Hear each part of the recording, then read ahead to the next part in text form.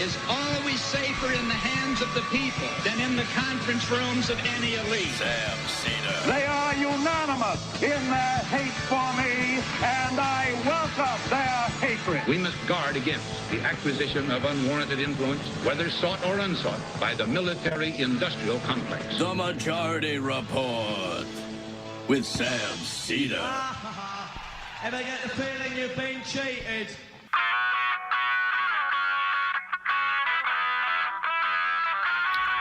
It is Thursday, December 21st, 2023. My name is Emma Vigeland in for Sam Seder, and this is the 5-time award-winning Majority Report. We are broadcasting live steps from the industrially ravaged Gowanus Canal in the heartland of America, downtown Brooklyn, USA. On the program today, Timothy Gill, author of Encountering U.S. Empire in Socialist Venezuela, The Legacy of Race, Neo-Colonialism, and Democracy Promotion. And later in the show, David Adler of Progressive International will join us to talk about Argentina's new far-right leader following through on his extremist promises. Meanwhile, the UAE-sponsored UN vote to halt Israel's massacre has been delayed for days to try to get the U.S. on board. Supposedly, today's the day. We'll see. They've been saying that for a few days now. At the same time, the State Department is reportedly pressuring Switzerland to ignore Palestinian calls to convene a Geneva Conventions conference. You know, the stuff good guys do. The UK and Germany have called for a, quote, sustainable ceasefire as the death toll crosses to 20,000 in 11 weeks.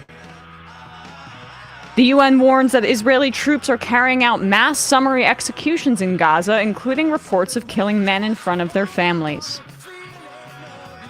In better foreign policy news, U.S.-Venezuela tensions are slowly thawing as the U.S. and Venezuela engage in a prisoner exchange. Back to the bad news. Milei is in Argentina. His sweeping economic deregulation has begun. Protests in the streets over it. We'll be speaking about both Venezuela and Argentina later in this program. At least 10 people have been killed by a gunman, also now dead, at Charles University in Prague. More details coming out about that. Nikki Haley has officially tied Ron DeSantis in national polling.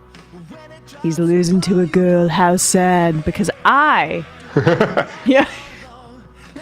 Because Trump himself is widening his lead, so they're just cannibalizing the muck at the bottom. Because that's what GOP voters want, folks. 42% of Republican Iowa caucus goers say Trump's poisoning the blood remarks, the Hitler paraphrase, make them more likely to support him.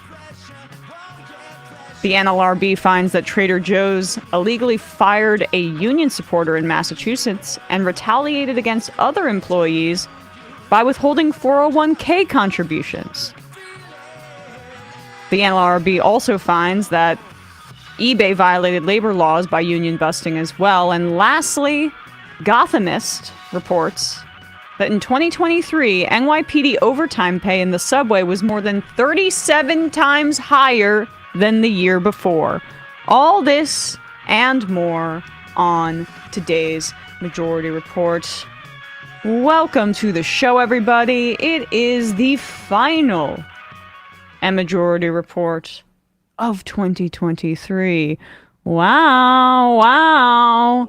And we will be without, as we are this week, our dear friend Matt Leck, who is back home, well-deserved. Back in the heartland. Back in the heartland of America. You're besmirching the industrially ravaged Gowanus Canal and the surrounding areas and downtown Brooklyn, USA. But leave it to Bradley.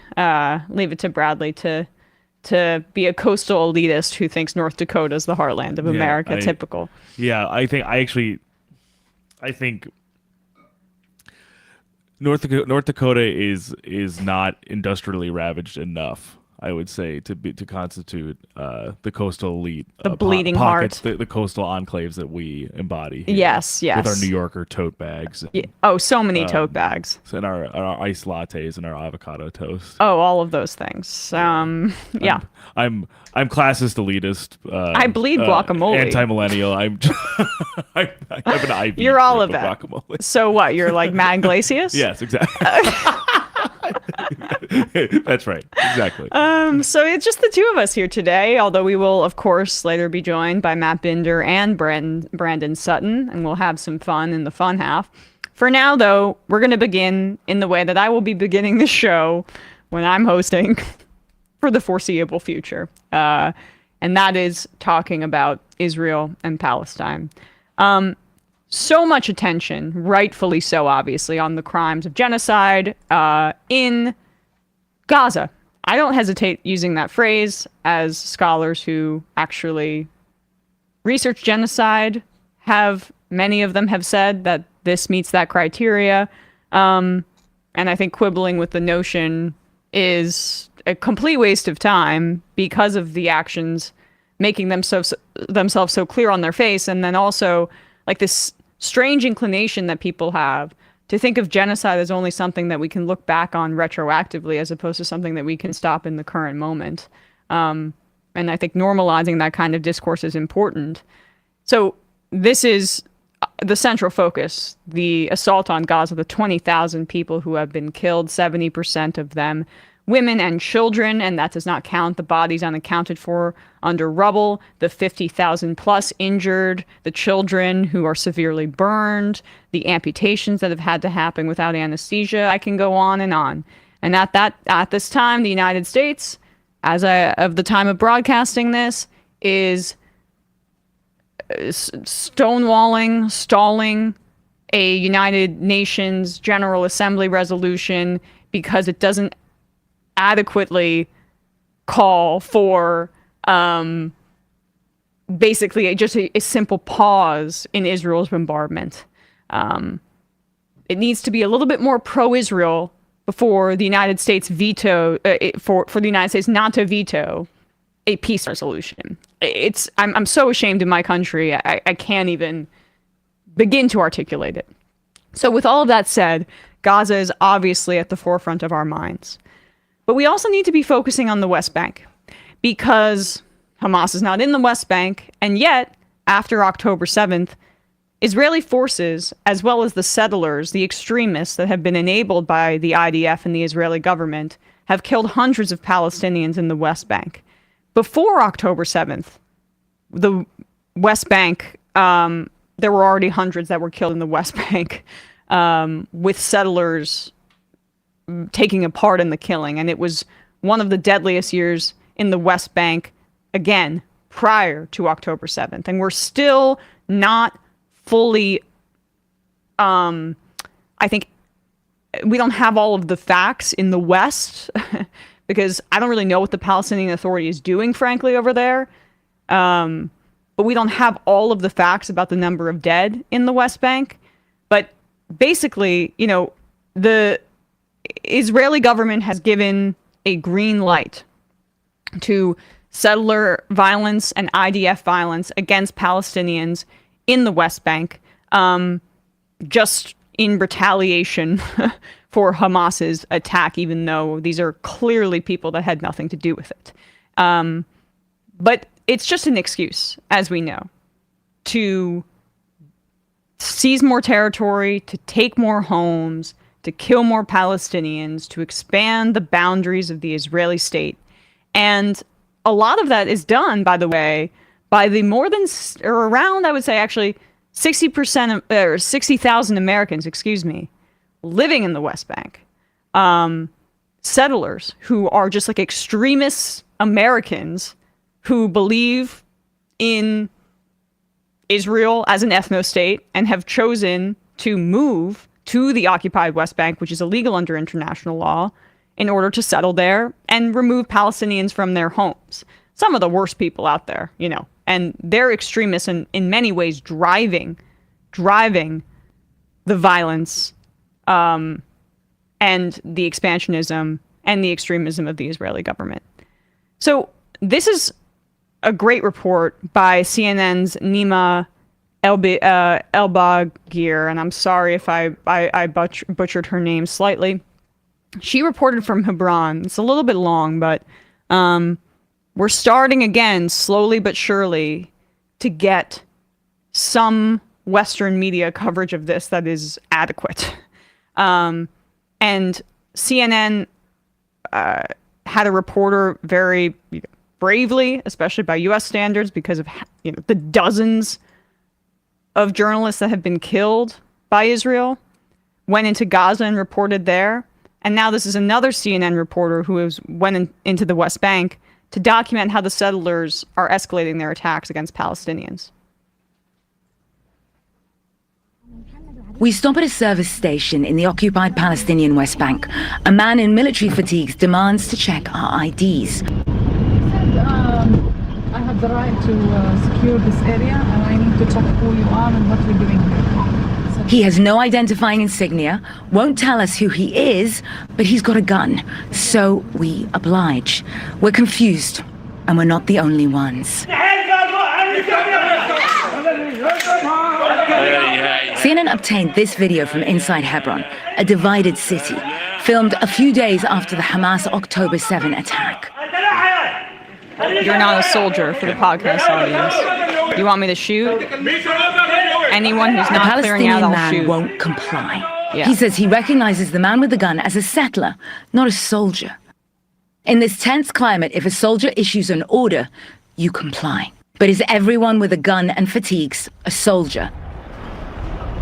The West Bank is under Israeli military occupation. It's also believed to be home to almost 750,000 settlers, Israeli civilians living in the occupied territories.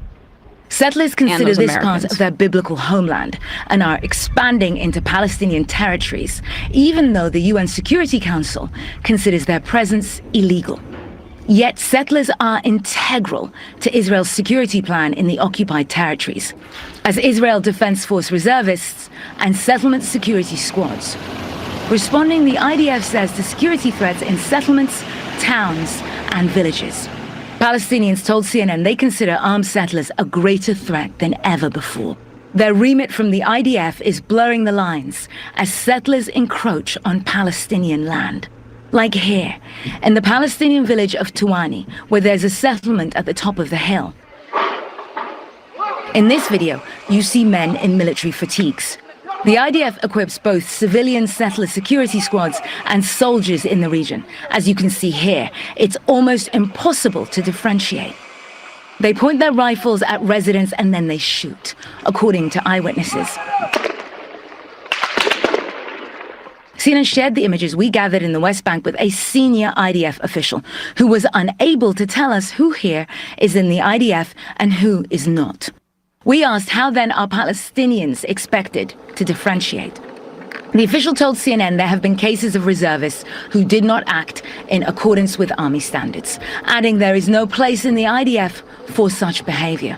Every case that breaches army standards will be investigated. That's also a lie. Palestinians, the official said, should contact their local brigade. But Palestinian rights activist and local resident Basel Adra says settlers in military fatigue. Palestinians should call their local brigade. Okay.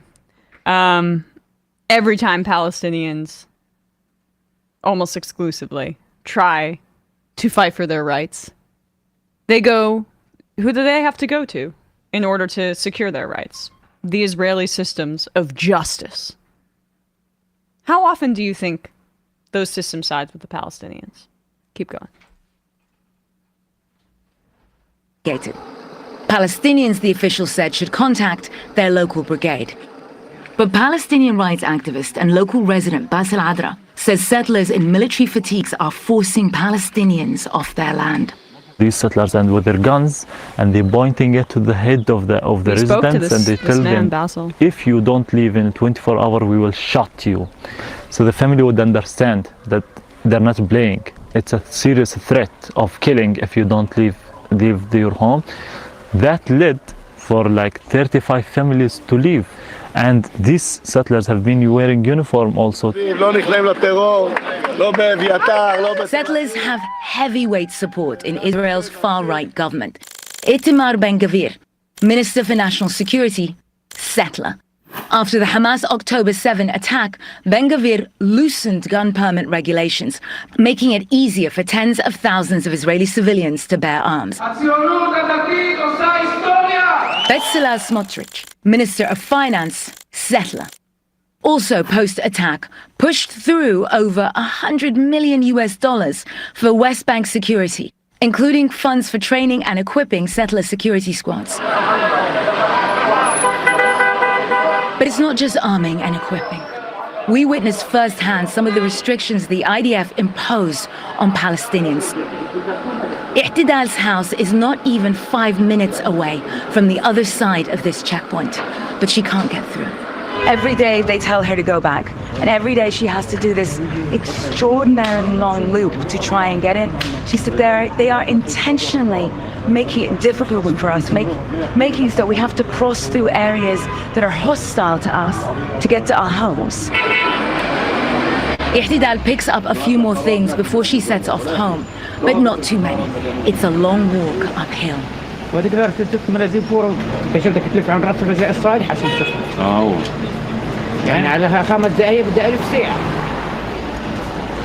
the 1990s, I think that we have a good gist. I would encourage everybody to check out that full report. We've also, I think, documented some of what that wonderful CNN report was about to highlight. I mean, I really praise them for speaking so plainly about it, and also identifying Ben-Gvir and Smotrich, who are two of the most powerful people within Israel and serve in the Netanyahu government. Their settlement ties, them being settlers, and the fact that they are completely ideologically aligned with people like this. This was an interview in late November, and it's going to be. This is instructive. So, as you see, the realities of what those in the West Bank have to deal with. This woman, Daniela Weiss, was interviewed by The New Yorker, and we read parts of that on this program before. I also wanted to say that that man Basil, who was interviewed by CNN, we spoke to him on July 12th, and on July 15th, he was detained by the IDF. So this is just quotidian in the West Bank. But, you know, West Bank settlers don't just have their eyes set on the West Bank. Now they're turning to Gaza, and Daniela Weiss said to The New Yorker that it expands beyond the Palestinian territories, their ambitions, into other parts of the Middle East that include Lebanon. And so this is the ideology here. You'll be able to hear what she had to say about what the goal should be in Gaza. Gaza must be erased so that the settlers can see the sea. The situation needs to end. What we did in northern Gaza, we must do in the south of Gaza, evacuating Gaza of Arabs and building Jewish settlements in all of Gaza.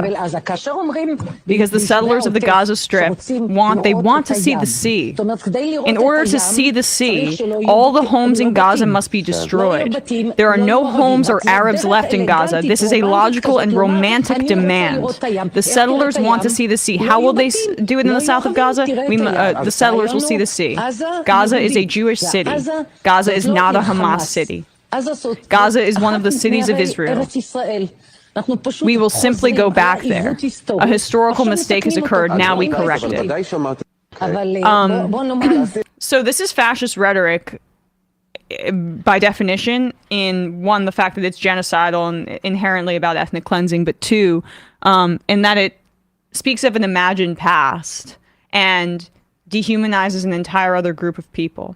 And so that is settler ideology in her own words. You saw in the CNN report the settler ideology in practice, and you also see in the facts on the ground that the settlers are integral in the Netanyahu government. Daniela Weiss, that woman, was interviewed in the New Yorker piece a few months ago, and she said that she likes Netanyahu, but he doesn't go far enough. And these are the folks on the ground driving this. These are the folks getting armed. As explicit policy by the Netanyahu government after October 7th in the West Bank, we'll hand out guns to you to go and kill summarily just random Palestinians and take their homes. This is where we see the real fundamental divide between what the U.S. Exactly. Officials are saying about what's happening on the ground and what type of frank and stern and curt conversations they're having about maintaining mitigating civilian casualties, when Itamar Ben-Gvir, Bezalel Smotrich, and a woman like Daniela Weiss, who was a former mayor of the settlement for a very long time, are coming out and basically, whether they're saying it explicitly or just green-lighting it, are making it very clear that the violence is the point. The violence is Israelis need to see the sea. They need to see the sea. They want an ocean view, Bradley. And that's extremely clarifying, because that romanticization, that sloganeering, that from the river to the sea, if you will. Yes, that is certainly not receiving nearly as much scrutiny as something on maybe a potentially misguided Brown University freshman, for example, might be saying, as opposed to a woman who has been involved in this ideological settler colonial near manifest destiny level conquering project. Oh yeah. Of that is deemed as the report said illegal by the United Nations Security Council for 50 years. She's a 76-year-old woman. She's been doing this for half a century. Oh, yes. This is not, that romantic vision is not, it is not maybe flippantly or irresponsibly or like clumsily saying a slogan at a protest. That's language used to weaponize and to commit violence under the cover of a greater, more broad and macro vision of civilization, of what the region should be. It is religious fundamentalism that we fund to the hilt, right? That's the phrase. And yes, God, I had one more point there that I totally blanked on. But to what you're saying, Bradley, there's a massive gulf in the way that the American press conceives of this and like the literal reality of it. So it is jarring. It is jarring. And every day that passes, more Palestinians die until we start to have a real reckoning about what this is really about here. All right, folks, we have a word from one of our sponsors before we speak to Timothy Gill. And one of our sponsors, one of my favorites, is Henson Shaving. Because I'll be honest, I'm not a fan of stubble. My fiance, when he doesn't shave, I don't love the feeling of the stubble or a beard or anything like that. It's just my personal preference. And it's made it so much easier for him to shave now that he has Henson Shaving, and we don't have to go out and run out to CVS or wherever the play and get those really overpriced razor blades. We just have them because the deal for Henson Shaving is so incredible. It's a family-owned aerospace parts manufacturer that has made parts for the International Space Station and Mars rover, and now they are bringing precision engineering to your shaving experience. With disposable razors, you get a lot of bumps. Again, it's overpriced. It's just really crappy quality, and they're more interested in having you come back to buy more and more plastic and razors than they are actually making a product that works effectively. But Henson Shaving is not like that. The discomfort that men and women experience when shaving with disposable razors is due to the blade extending too far, causing the blade to wobble freely. Razor blades are like diving boards. The longer the board, the more wobble, and the more nicks, cuts, and scrapes. A bad shave isn't a blade problem, it is an extension problem. By using aerospace-grade computer numerical control machines, Henson makes metal razors that extend just 0.0013 inches, which is less than the thickness of a human hair. That means a secure and stable blade with a vibration-free shave. And it gets better. The razor has built-in channels to evacuate hair and cream, which makes clogging virtually impossible. No more scraping hair out of your razor with your thumb. Henson Shaving wants to be the best razor, not the best razor business. This means once you buy it once, and you're done. No plastic, no subscriptions, no proprietary blades, and no planned obsolescence. The Henson razor works with a standard dual-edge blade, or two dual-edge blades, one dual-edge blade. That makes more sense, right? To give you the old-school straight razor shave with the benefits of new-school tech. Once you own a Henson razor, it's only about $3 to $5 per year to replace the blades. It's such a good deal that I actually can't even believe it. But they're giving our audience, a 2-year supply of blades for free. 2-year supply of blades for free. Just go to hensonshaving.com/majority. That's HENSON shaving.com/majority. Add a razor and a 100-pack of blades to your cart. Then enter code majority to get the blades for free. The link will be in our description, but that is hensonshaving.com/majority. Henson is spelled HENSON. hensonshaving.com/majority. I'm serious. Like, I can't even believe this deal exists. It's great for your pocketbook. You don't have to go out and get all these blades, waste all your money. And to be honest, I think it gives him a better shave. So I highly recommend it. All right, folks, quick break. And when we come back, we'll be with Timothy Gill.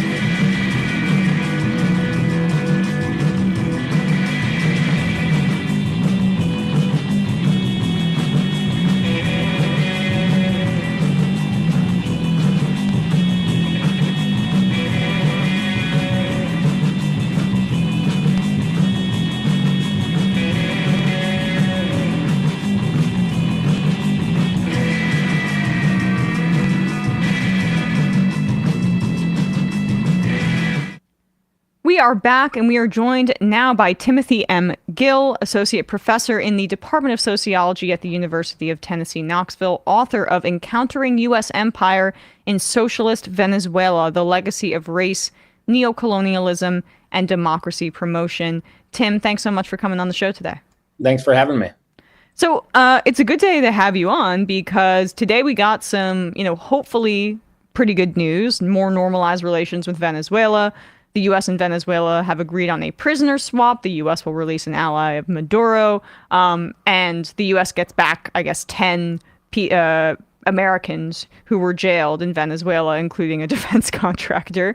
But either way, obviously, this is how diplomacy works. This is how kind of making, thawing some of these tensions plays out in practice.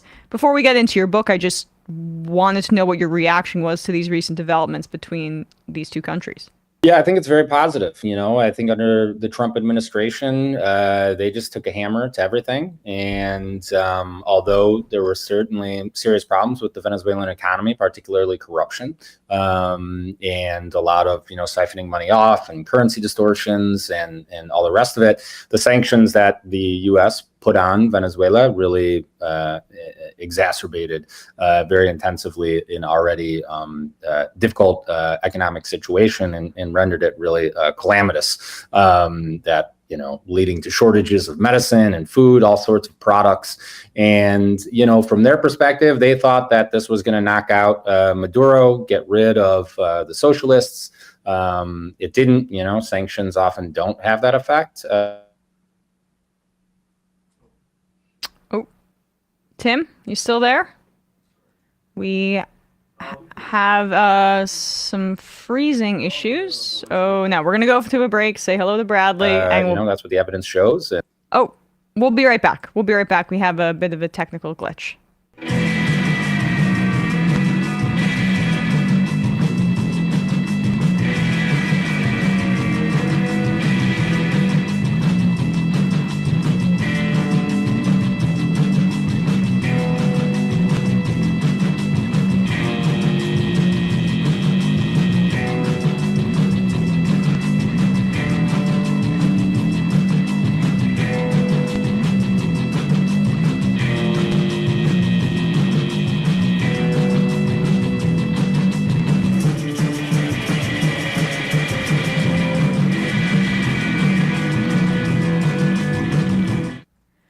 sorry about that, folks. We just had some technical difficulties. You cut out there, but just essentially, you were speaking about sanctions, Tim. If you want to continue that thought. Yeah, I mean, I generally, I think it's a positive development. I mean, I think under Trump, there was really not much effort towards diplomacy and just trying to hammer Venezuela and possibly even some, moves to there was discussion of a military overthrow. There was support for Juan Guaido, who was, this kind of self-appointed leader of the country, and the population suffered. At the end of the day, it was Venezuelans that suffered as a result of U.S. foreign policy and sanctions. So I think, these are positive steps that the Biden administration is taking to try to normalize relations with the country, relax the sanctions, and have these goodwill gestures between the countries of these releases of prisoners. So I see it as a positive development. I'm happy to see it. Yeah, and so much of your book focuses on the democracy promotion business of the United States, and that's how it's branded. And that manifests itself as like NGOs and funding political movements and parties in different countries, essentially that are sympathetic to the United States. And if people have been watching this program for a while, they're probably pretty familiar with that dynamic. But what I found so fascinating about your research is just when that transition from the very like institutional and formal display of American might and power. I mean, the public was not aware of it in the way that it should have been, but in the fact that it was just CIA policy, right? When that transition started to happen from these CIA orchestrated explicit coups in places like Guatemala and other Latin American countries, when that shifted to the Venezuela model that we see today, that is hopefully kind of losing steam, the democracy promotion, influence peddling, what does that shift look like, and what are the identifiers for our audience to look for? Yeah, for sure. Yeah, I mean, I think that, the democracy promotion, system, if you will, gets off the ground in the 80s and 90s. And the thinking in DC changes because there is this support for these authoritarian governments in places like Nicaragua, Cuba, and Iran, elsewhere. And what do you see happen? People don't like those governments. And in some instances, they overthrow them. And a government comes to power that is, anti-U.S., very critical of the U.S., doesn't fall in line behind the U.S., has different ideas concerning nationalism and nationalization of resources, and influenced by ideas like liberation theology, socialism, Marxism, Sandinistas in Nicaragua and Castro's in Cuba. And so people in DC begin to rethink the foreign policy approach. If we're going to support dictatorships, authoritarian rulers, and then they get overthrown, what's going to come next? And so they begin to think, well, maybe we should shift to supporting democracy, but particular type of democracy, right? When we can flood particular parties, and NGOs and social movements with a great deal of resources and training, and hopefully we can engineer civil society and politics abroad so that parties come into power that are sympathetic to the U.S. or at least don't challenge the U.S. and so that's the kind of modality we see of U.S. foreign policy abroad these days. Certainly there are instances where the U.S. is supportive of authoritarian governments, some governments in Central Asia, Azerbaijan, others that were helpful in the war on terror. But generally in Latin America, at least, what we see is the U.S. working through these democracy promotion agencies like the National Endowment for Democracy, like the U.S. Agency for International Development, where they finance social movements, NGOs, political parties on the ground. And so what you'll often see is that, and it can be hard to uncover a lot of this evidence. If you go to the NED's website or USAID's website, it's often very speaking in very general, abstract terms about promoting pluralism and democracy. But if you make requests, FOIA requests, Freedom Freedom of Information Act requests, you see and you drill down that they're financing particular parties, oftentimes center-right parties, and they're not just flooding them, with cash, but they're trying to train them in how to build websites, how to speak to journalists, how to build political platforms, setting up forums so various political parties can get together and they're not splintering their vote. So it's a kind of a long-term effort to undermine government. So it's not, supporting Pinochet or a military to overthrow government, but sort of a long-term process of building up, trying to build in terms of, if you think in terms of Antonio Gramsci, building up civil society and trying to cultivate a new sort of hegemony, and eventually that these forces can take power in elections. It is a real, in my estimation, bastardization of what democracy really entails, especially acutely, I would say, apparent in Venezuela, because I guess it was a few years ago at this point, at the outset of the Biden administration, he had this summit about democracy in the world and how important it is, kind of in an effort to distance himself from, Trump and his attempt to overturn the election.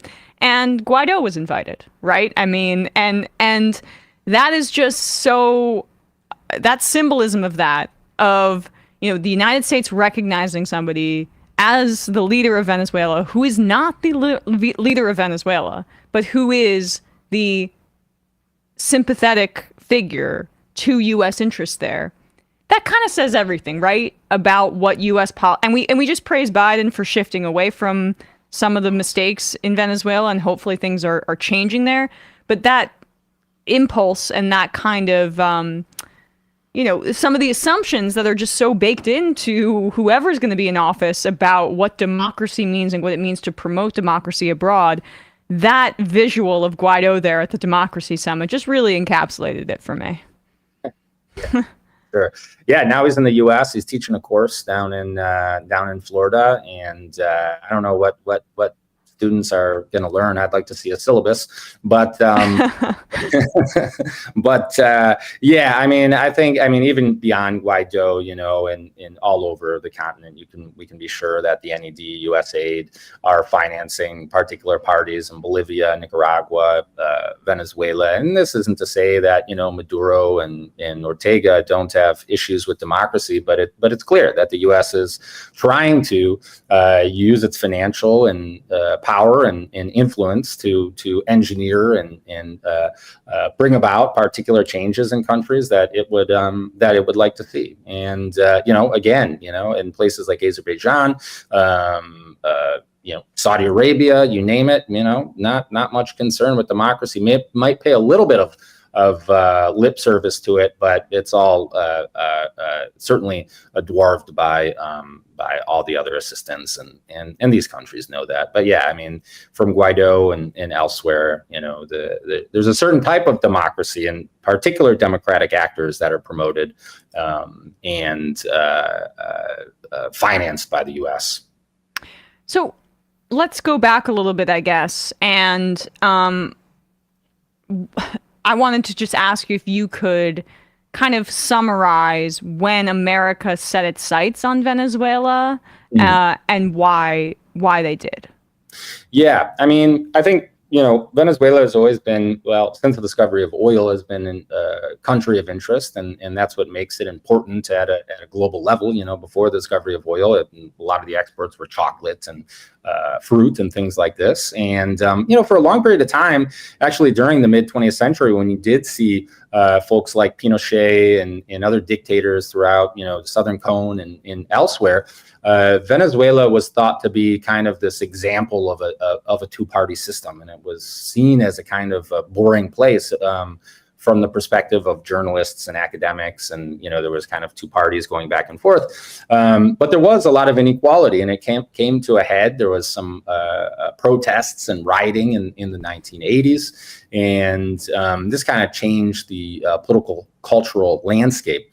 And when Chavez comes to power and he's elected and comes to office in the late 90s under Clinton, there were efforts by him to be friendly with the U.S. government. He traveled to the U.S. Believe it or not, it's kind of it's surreal to think about, but he actually threw the first pitch out at a New York Mets game in New York City. Went to the New York Stock Exchange. He met with business leaders and tried to be friendly with the U.S.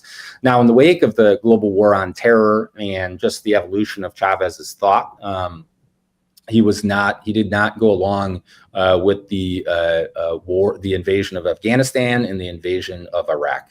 And that was really, I think, you could talk about, well, the U.S. just wants the oil in Venezuela. I mean, the irony of the Bolivarian Revolution and Venezuela under Chavez, the oil always flowed, until Trump put the sanctions on. And so a lot of the financing of, the missions and the projects that Chavez was financing, the U.S. was its number one trading partner, right across the Gulf there. And so it wasn't that the U.S. wanted oil, but I think, my interpretation is that since the global war on terror and the fact that Chavez would not go along with it, that's when the U.S. set its sights on the country and really became more aggressive in its approach to try to get Chavez out of office. Then there was the coup in 2002. I don't think we have found a smoking gun that the U.S. was kind of masterminding or orchestrating. But, in the wake of the coup that took place that deposed Chavez for a few days, the U.S. was the only country in the hemisphere to recognize the legitimacy of this interim coup government. And so, I think that since the global war on terror, the U.S. and Chavez's rejection of U.S. foreign policy and how vociferous he was on his television shows and how outspoken he was against U.S. hegemony, neoliberalism, capitalism, that people in the U.S. government saw him as a foe, and that they should flood the opposition with a host of resources to try to get him out of office. And do you place that basically at the feet of the Bush administration in that way of ramping this up to the fever pitch that it reached? Yes, yeah, without a doubt. And I think that continued through Obama. I mean, you have a lot of people that, obviously, you might change some ambassadors, but you have a lot of the same people working in the State Department, and USAID and NED. And so that was something in my research I was always trying to tease out, whether there was any sort of differences between the Bush administration or Obama. And oftentimes people would say, and if you look at the documents, many of the same groups were being financed, many of the same parties they were working with. There really wasn't all that much change, to be honest. And Bush kind of set that in motion, and it's largely continued into the present. The U.S. has a very long history of relations with particular groups now in the country, political parties, civil society groups that do things like libertarian think tanks and all this type of thing, financing radio shows, a whole battery of activities that they do, from financing rock bands was something that got some. I saw that, yeah. Right, and so they have these long-term things, long-term groups, and then they have some kind of spotty things they do as well, financing festivals and what have you. But all in an effort, to incrementally build up these forces to get rid of Chavez and his allies, Maduro now, of course. Yeah, the level of U.S. tentacles in Venezuela reminds me of Haiti to another extent. Like, that's also Haiti has been targeted by American NGOs in a battle for their resources, in my opinion, for decades. And the Clinton, it was bipartisan. But in terms of Venezuela, like, how much of this is central to the politics of regular Venezuelans? Like, how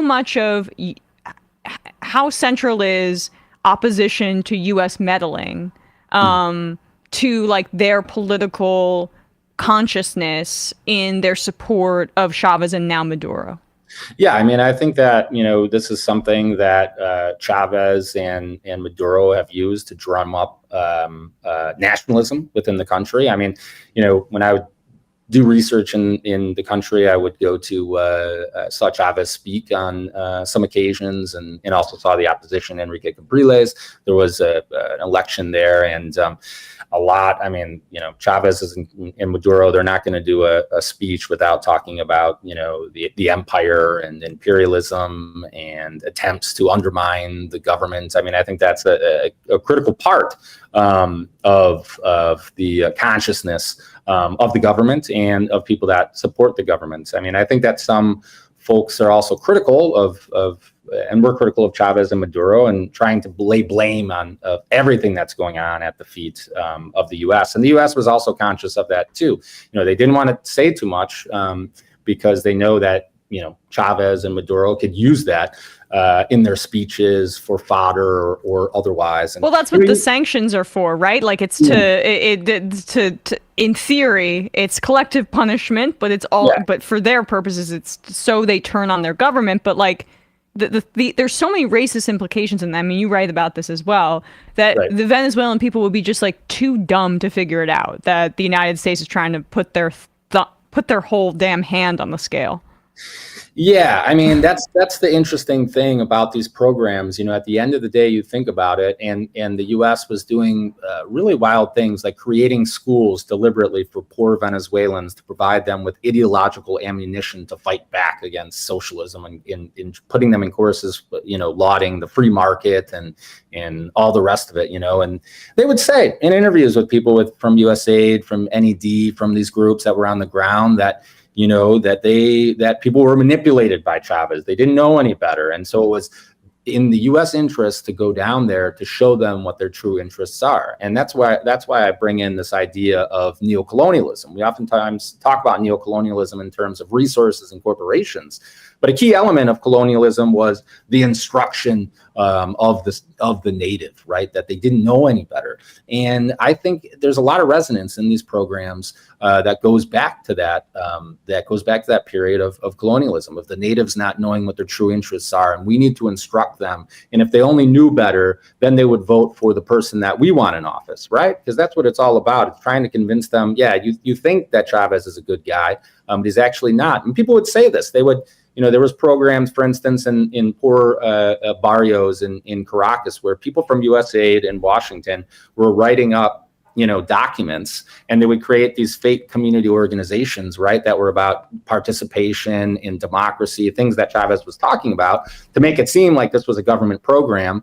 And then they'd invite people from the community, and they'd have food and incentives to go. But people were writing from USAID in DC, trying to subtly, tear people away from Chavez and put them in touch with the opposition.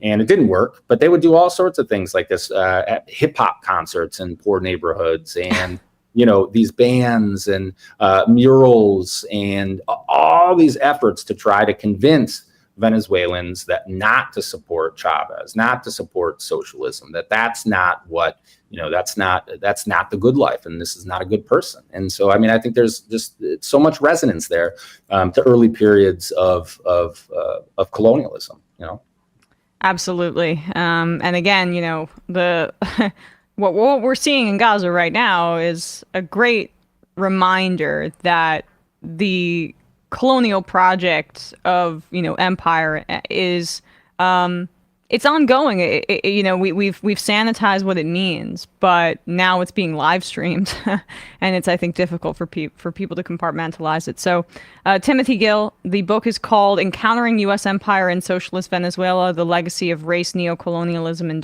Democracy Promotion." We will put a link to the book in the description wherever you're listening to or watching this, and at majority.fm. Thanks so much for your time today. Thank you, Emma. All right, folks, quick break, and when we come back, we'll be joined by David Adler.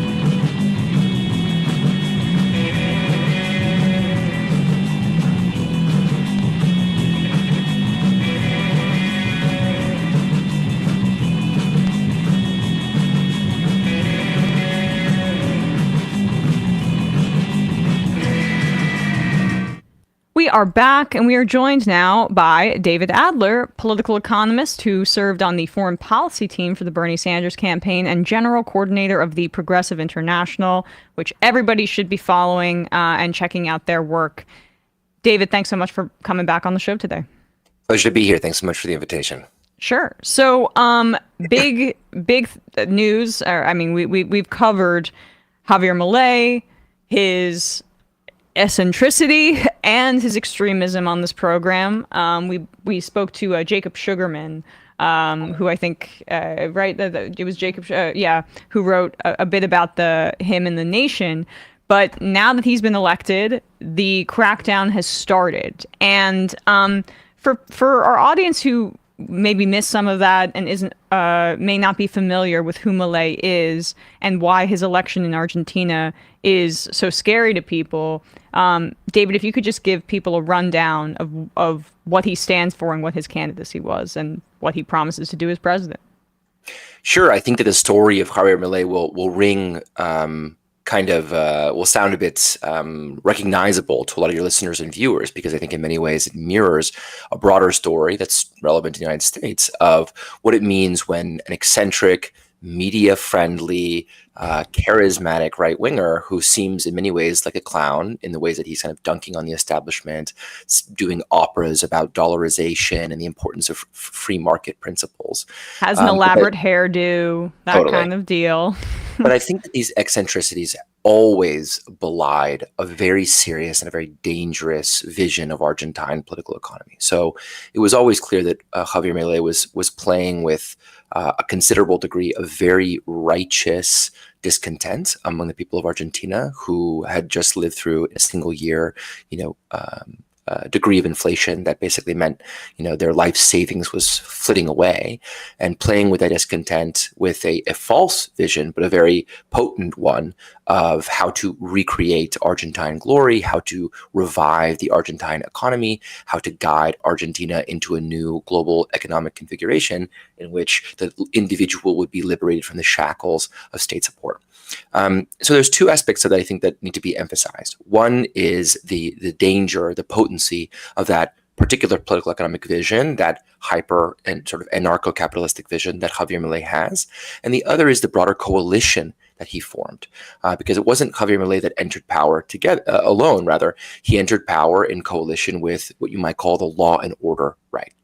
So we're 1 week into this presidency, and we see two major components here that each of which are kind of represented by those two aspects of the coalition. One, the more anarcho-libertarian aspect that Javier Milei heads up, and one, the more law and order one, represented by his Justice Minister, Patricia Bullrich. I'll start with the second one, because one that you mentioned him in the outset of the program, which is this total crackdown on civil society. So just days into the presidency, Patricia Bullrich, with support, of course, of the presidency of Javier Milei, announced this unprecedented crackdown on street protests. Now, for them, they say it's just, for people who block traffic. But of course, any form of street protest is going to involve blocking the circulation of traffic. And Argentina has such a rich tradition. I mean, everything from recovering democracy from its military dictatorship to winning some of the most powerful rights of universal education and a pension and labor, right? Some of the most potent and mobilized trade unions in the world, who rely on this civil social weapon of street protests. So they come out with this decree, this law and order decree, that basically says, if you're there, we're going to strip you of all social welfare support from the state, no matter how poor you are, no matter how desperate you are, no matter how much need you may have, right? So you could be in that trapped position of a marginalized Argentine citizen where you're marching because you don't have access to decent health, housing, or education. And because of that, you're stripped of little support that you have. But on top of that, they're going to report you to the migration authorities in case you're a migrant, so that you may be stripped also of your residency permits to live in Argentina. They're going to form a national registry of all agitating organizations. If this is ringing a bit fascistic, I don't think that's an accident.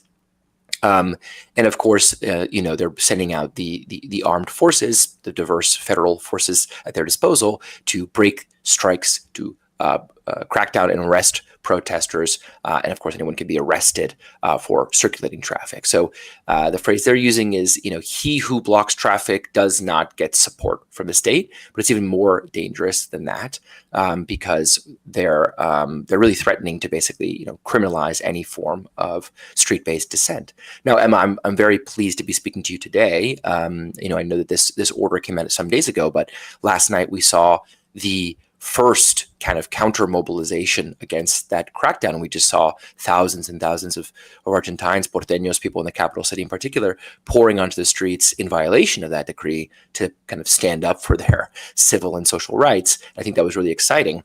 And the narrow reason for that mobilization, if we can come back to the question of what is the coalition that brought Javier Milei to power, I talked a bit about the law and order aspect of it, but the liberalization aspect of it is just as important. So yesterday, Javier Milei gave his first major decree to the nation from his office of the presidency inside the Casa Rosa, the presidential palace, which is unprecedented in the history of Argentina.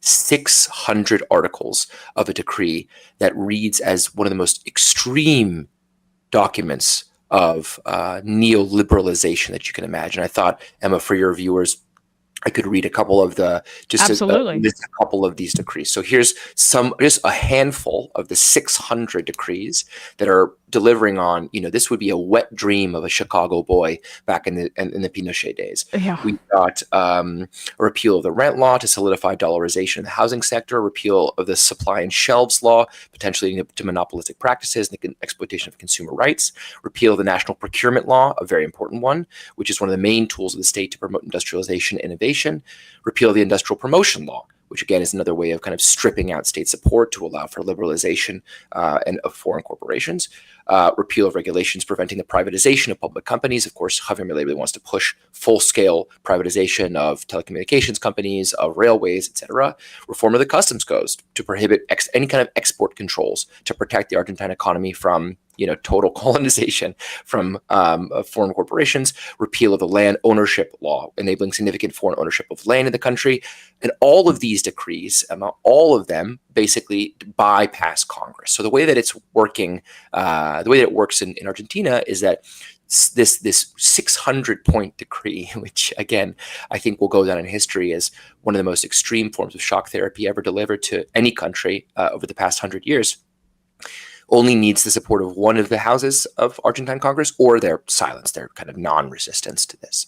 And so, I think it's not in combination of this kind of law and order and the extremity of the economic program and the criminalization of opposition to the economic program. I think it's reasonable to speak of a kind of legal coup that's underway in Argentina, which basically is taking 40 years of democratic social, economic, and political reform in service of people's rights and, of course, their responsibilities, and just eliminating it, just taking, the delete button and in one fell swoop, just kind of basically eroding or eliminating and throwing into the dustbin the fights, the struggles, the rights that were won by successive generations of Argentines mobilizing in the streets in defense of their rights.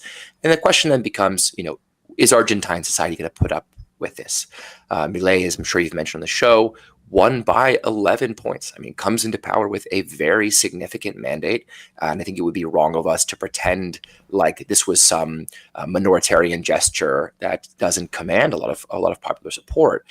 So there's a deeper question about what it means to engage with Argentine society in this moment, what it means to kind of create a front line of civil defense. And I think that's a common story that we're seeing, whether it's in the United States with Donald Trump, or whether it was with Bolsonaro, or any of these figures who, we can't deny the popular mandate that lifts them to power. Of course, in the U.S., we can talk about all we want about an electoral college that's structured in ways to deny, the actual manifestation of the popular vote. But it's kind of beside the point. Like, there's still a huge proportion of our country of origin, the United States, but these other countries across Latin America, where these kind of cretinous, right-wing, hardcore extremists really do command a lot of power and support. And so the question becomes how to make visible the clear and imminent threat that this decree poses to people's most fundamental and constitutional rights. And for all this to be happening on the 40th anniversary of Argentina winning back its democracy from that U.S.-backed military junta, I think is even more depressing. So that's kind of the broader conjuncture of where we're at. I'm sure I can go into any one of those points more specifically. Oh, absolutely. I mean, there's so much there, but you really, really summarize it quite well. And so I guess I want to move backwards to the crackdown and the, basically criminalization of protests and start from the root causes here of Javier Milei's rise and why he was set up to be a kind of establishment brick thrower in the way that, you alluded to Trump, obviously, but this is much more in a fascist tradition, immediately so, especially given the margin of his victory, as you say. But why did the Argentinian left fail so much to beat this back? And I would not, left I'm saying very broadly here, but there is obviously a tradition in Argentina of Peronism. I'm not exactly sure if I'm, but obviously evoking Perón and that history of left-wing politics. My understanding is that Milei's opponent was a basically kind of anodyne, milquetoast centrist, and that was not galvanizing. Again, we've seen this before. But what were the conditions that led to the economic desperation, and then also the political conditions that didn't produce an inspiring candidate to oppose such an extremist? Yeah, so we could spend a solid couple hours speaking about the kind of macroeconomic conjuncture in Argentina and its roots. I think Argentina is very commonly cited as kind of an extreme example. These different kind of macro regimes. There's people say there's a Western one, an Eastern one, and an Argentine one. There's a certain idiosyncrasy that comes with thinking about the legacy of Peronism, as you say. But the most narrow cause, if I had to identify one, brings us back to the government of Mauricio Macri, who was a close ally of Javier Milei and was an out-and-out extremist neoliberal who was the president just before Alberto Fernandez, so from 2015 to 2019. And what happens with Mauricio Macri in 2018 is, the country is doing poorly, macroeconomically speaking. Inflation's rising, employment is stagnating, and Argentina is approaching a balance of payments crisis. And so Mauricio Macri reaches out to our old friend, the IMF, in DC, and requests a loan that is the largest loan in the history of the fund, over $40 billion. Which, if you look at the letter of the law at the IMF, actually violates the bylaws of the IMF because there was absolutely no analysis of whether or not that loan was going to be sustainable, was payable, or whether it was just saddling this country with an untold amount of debt that was going to be very difficult for the country to get out of. And that, of course, raises lots of questions, which many lawyers, investigators, journalists have been investigating, which is how did Mauricio Macri convince the IMF to grant this loan against its own bylaws, running roughshod over its own review? I don't think you have to be a conspiracy theorist to wonder whether that had something to do with, Donald Trump in the presidency, wanting to float this neoliberal ally in Argentina against its more left-wing opponents, and therefore the Treasury kind of giving a green light to the IMF to violate its own bylaws to hand out this giant loan to Mauricio Macri. Now, where did that money go? Where does the $40 billion go? Does it go to immediate investments in urgent issues like health or education or housing? No, it goes immediately into the country and back out to pay out Argentina's private creditors. So all it was basically a handout to Mauricio Macri's friends who were working in foreign banks in Argentina, leaving the country in just $40 billion of debt. Now that's an extreme amount of debt that requires extreme amounts of adjustment, if we want to use that word, to repay. And on top of that, the IMF just be a little cherry of cruelty on top of the whole package, illegal package, an illegitimate package of debt, starts charging these surcharges to say, oh, we're just motivating you to pay us back on time by throwing an extra 2% on top of your interest and principal, because it's going to be a good way for you to get your house in order so you pay us more quickly. The surcharge isn't for us, it's actually for you. So, this is a policy that the IMF maintains to this day. And so over the course of 4 years of, fairly moderate macroeconomic management under President Alberto Fernandez and later on under his economy minister, Sergio Massa, who, as you mentioned, was the candidate that was pitted against Javier Milei, the economy just gets worse and worse, and inflation gets higher and higher. And, my position on this, I think, is that we shouldn't be surprised because about Javier Milei's arrival, even with such an extreme program, right, of both the law and order, iron fist on the one hand and the extreme neoliberal libertarian project on the other, because I think, hyperinflation creates monsters. When people see their hard-earned money just buy them less and less at the shop, when they enter into extreme periods of economic uncertainty, I think we shouldn't be surprised to see that someone who comes along with a very potent vision of how to fix the country, how to put it back on a track of economic growth and stability, who presents a very, a kind of false sort of golden calf of dollarization there, and asks everyone to kneel and pray to this idea that Argentina is going to close its central bank and it should become, a dollarized country, which it's not going to be. We're not seeing these moves now. They're trying to buy time, but that's kind of explains a bit about where how it's possible, this very strange moment, which I think doesn't read as particularly legible to kind of more advanced democratic ears, when you have a guy at the podium giving a presidential speech in his first day as president saying, "You will be poor, things will get worse, inflation will increase, there is no money." Not even making promises, just saying it's going to be shit and you're going to enjoy it. And I think the question is just how long can that particular political economic recipe run for until people start really, clocking into the fact that there were a lot of false promises that were made and that their living standards are not improving along the lines that this kind of more idiosyncratic and eccentric person, as you say, Emma, promised them. Yeah, and I mean, the eccentricities, I do think actually inform a little bit of for an American audience, the kind of individual that we're trying to identify, and that is, we have libertarians call into this program, and there's a lot of faux libertarianism here in the United States, like Rand Paul or Mike Lee tried to, position themselves as Republican libertarians, but ideologically, they're just like standard Republicans for the most part. But in terms of libertarianism and the complete immediate gutting of the administrative state and of social programs right from the start, Milei seems to embody that quite succinctly. I mean, he had comments during the campaign about allowing for the selling of organs and just very, as you mentioned, the Chicago Boys, like a religious adherence to free market ideology in a way that I don't know if I can think of right now another elected president or prime minister or leader in the world that is that committed to this concept. If you could just explain that within the context of libertarianism and, anarcho-capitalism as well. Yeah, I think that, I put a lot of emphasis on these two component parts of the coalition because I think that they are necessary and sufficient to describe the product of libertarianism in the south of the world. So I think that there needs to be a distinction between what many people in the US would understand to be a libertarian project, which is one with, very little state presence. It's don't tread on me. It's New Hampshire, whatever it may be. I think there's a tradition there of kind of rugged frontiersman, stateless libertarianism.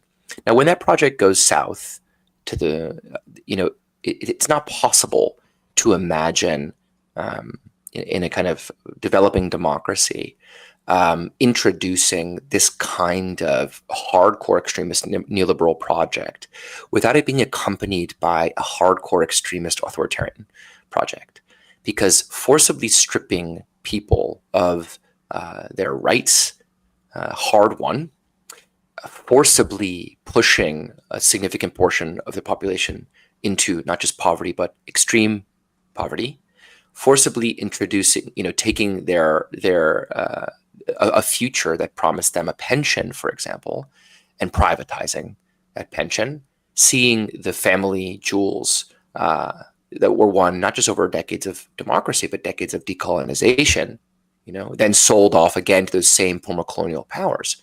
This is an extreme idea.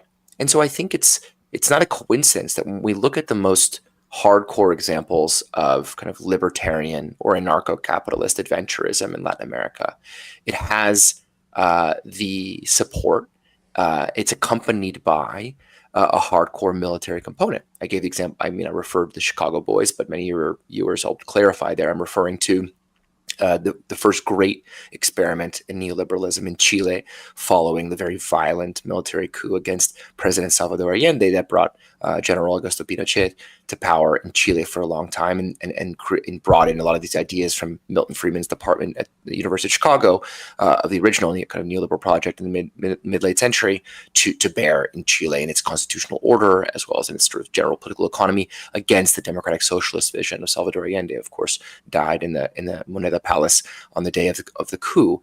And we could look elsewhere to Latin America. I mean, very recently I was just in Honduras, where Peter Thiel and his buddies have been grabbing up land and trying to introduce these special economic zones that are supposed to be, Bitcoin havens of crypto libertarian, governance, where everything's a contract. It's a very similar story you might hear from someone like Javier Milei.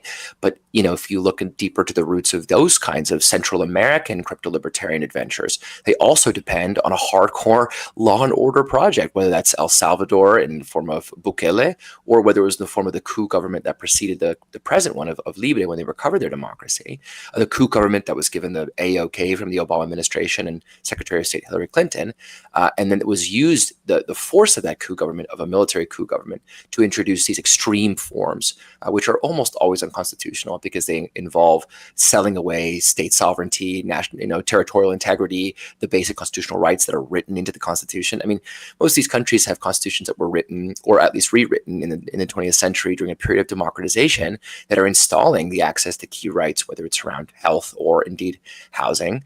And so these projects, they are designed to ride roughshod over constitutional orders that were built very carefully and were built with a lot of, serious pressure from below. And that, of course, means that that to do so, you have to mobilize the security state to basically crack down on civil society and dispatch, really serious power to prevent dissent from creeping back in and undermining the force of this project, which needs to be done quickly, it needs to be done powerfully, it needs to be done totally.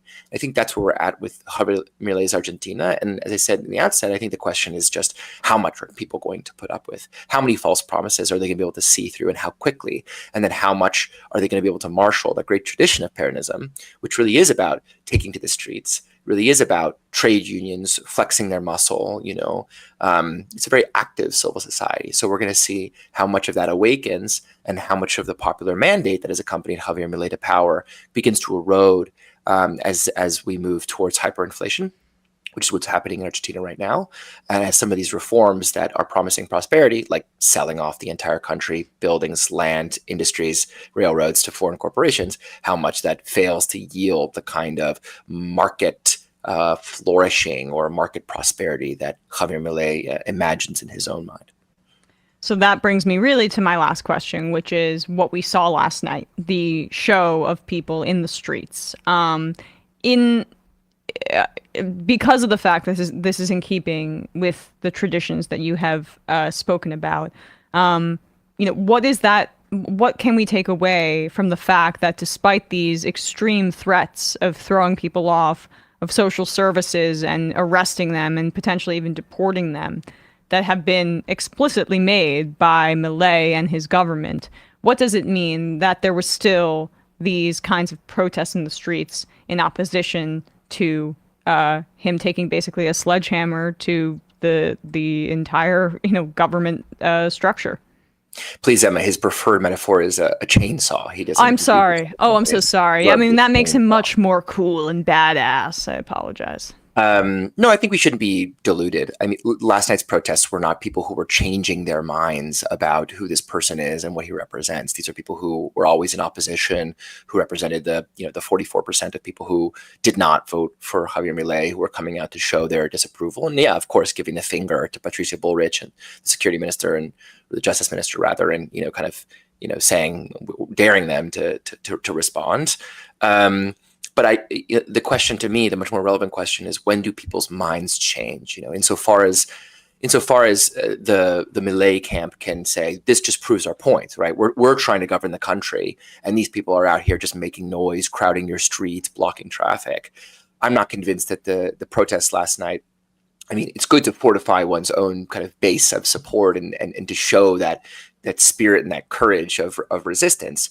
But in the balance of forces, the correlación de fuerzas, as they would say, I'm not sure this wasn't like, another more polarizing gesture where, the blue checked libertarian Mileistas on Twitter just saying, you're proving our point of why that law and order decree is so important, because these people are only here to obstruct this process that Argentina desperately needs. And so I think it's going to take a bit more time. It's more of this iterative process where, people are coming out to protest, they're articulating their demands, they're finding the right slogans, finding the right the angles of intervention. I think one of those is for sure going to be about defending democracy and the constitutional order. I think that's going to be a very important one as people realize just what kind of threat this 600-point decree represents for the Argentine constitution, which of course is a kind of consensus document. It's not like people were voting on the constitution last election. They were voting to elect a leader to manage the constitution and implement its main promises effectively, right? So I think that could become a majoritarian demand to defend the constitution. But we are at risk, as with any highly polarized political context, of people just reading the protests through their own lens, either as evidence that Milei, from the more kind of diluted, or you might say hopeful side, evidence that Milei is not going to get away with it, which I think is probably wrong. I think he will get away with like a significant proportion of this agenda. And from the other side, saying great, look, they're showing their true colors. They're not letting us govern, even though we just won this presidential election. So send out the gendarme and crack down on this protest. So I think it's a bit too early to tell. Hopefully you'll have me back on the show and we can do an update as events unfold and we begin to see the shape of the resistance and the shape of the contestation over this decree. Well, I would love that. I mean, I want to highlight Progressive International as much as possible because I really appreciate the work that you do over there. What can people do to support Progressive International and your efforts to cover the global South and the world in this way? Yeah, I mean, we do a lot of different things, a lot of different types of campaigns. Some of them are about communication, and you can follow us and kind of see the things that we're publishing and writing and translating from all around the world. You can get involved in campaigns and actions. Right now, as I'm speaking to you, we're leading a global day of action against Elbit Systems, bringing together people who are leading direct actions against one of Israel's largest arms manufacturers in places as different as Brazil and Japan and Sweden and Belgium and the UK. We're trying to put these pieces together to be part of a network that's greater than the sum of its parts. And so whether you care about a free Palestine or whether you care about a social democratic Argentina, go to progressive.international and check us out. Definitely do that. All right. Well, David Adler, thank you so much for your time today. We'll put a link to Progressive International wherever you're listening to or watching this and at majority.fm. Have a great rest of your day. All right. With that, we're going to wrap up the free part of this program. The free parts, the first parts, the free half. How many different ways can I say that? Because, we don't do this for free. We got to get paid to do some of this work over here and bring you all this content. And that is where we make our money in the fun half, right? Because it's behind the paywall and you can get access to it if you become a member at jointhemajorityReport.com. If you can't afford it, you can send us an email at Majority Reporters and we will hook you up. It might take us a little while, but for people that do have the ability to support us, we would greatly appreciate it. Helps pay my check, helps pay Bradley's check, all that good stuff. Especially because I think independent media is so sorely needed at this point. We'd really appreciate your support.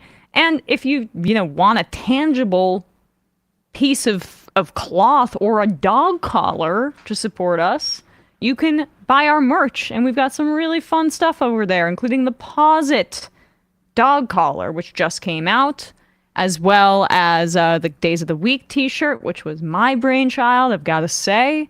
So if you like Fun Day Monday, News Day Tuesday, it's all laid out there. You can get it in heather gray or black. Dog collars come in 3 different colors. There we go. There it is. Fun Day Monday, News Day Tuesday. There's the dog collar over there. Boom. Check it out, folks.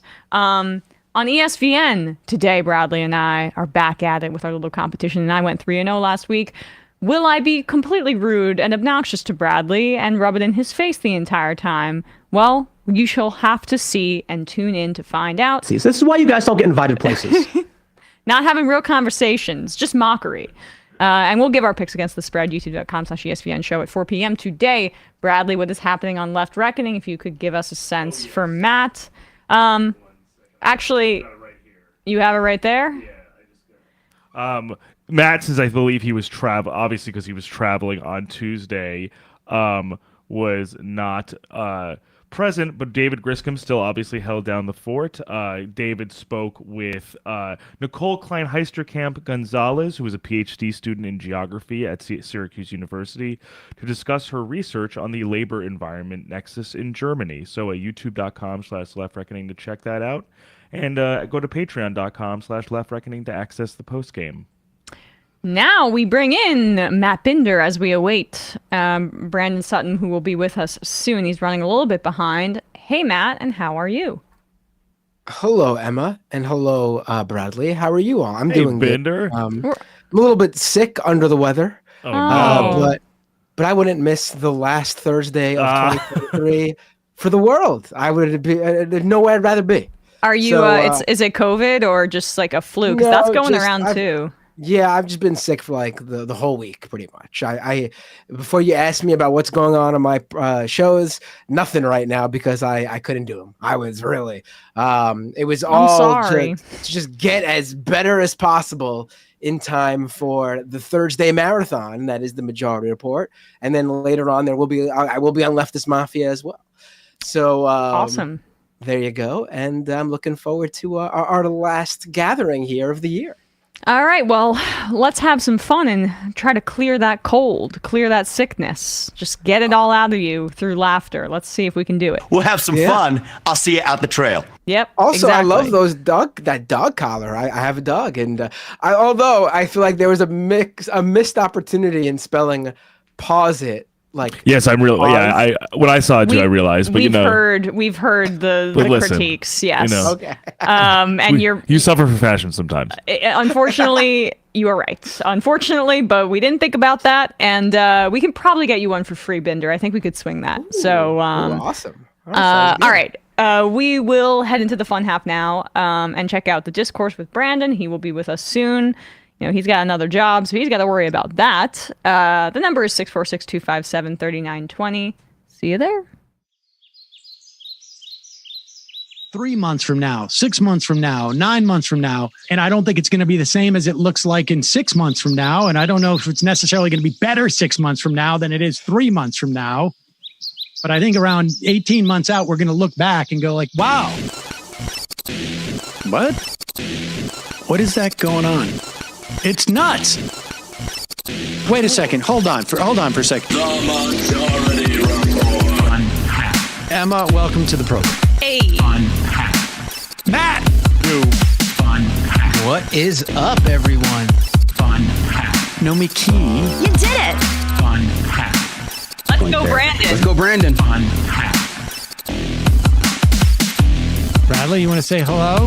Sorry to disappoint everyone. I'm just a random guy. It's all the boys today. Fundamentally false. No, I'm sorry. Women's... Stop talking for a second and let me finish. Where is this coming from, dude? But dude, you want to smoke this 7A? Yes. Hi, me? This me? Yes. Is this me? Is it me? It is you. Is this me? Hello, is this me? I think it is you. Who is you? No sound. Every single freaking day. What's on your mind? Sports. We can discuss free markets and we can discuss capitalism. I'm gonna go throw up. Libertarians. They're so stupid, though. Common sense says, of course. Gobbledygook. We fucking nailed him. So what's 79 plus 21? Challenge Matt. I'm positively quivering. I believe 96, I want to say. 857-210-35-501. 1/2. 9/11, for instance. $3,400, $1,900. 654 $3 trillion sold. It's a zero-sum game. Actually, you're making me think less of it. But let me say this. Poop. Call it satire. Sam goes, it's satire. On top of it all, Yeah. My favorite part about you is just like every day, all day, like everything you do. Without a doubt. Hey, buddy, we see you. All right, folks. It's just the weak being weeded out, obviously. Yeah, sun's out, guns out. I don't know. But you should know. People just don't like to entertain ideas anymore. I have a question. Who cares? Our chat is enabled, folks. I love it. I do love that. Look, gotta jump. Gotta be quick. I gotta jump. I'm losing it, bro. 2 o'clock. We're already late, and the guy's being a dick. So screw him. Sent to a gulag? Outrageous. Like, what is wrong with you? Love you, bye. Love you. Bye-bye.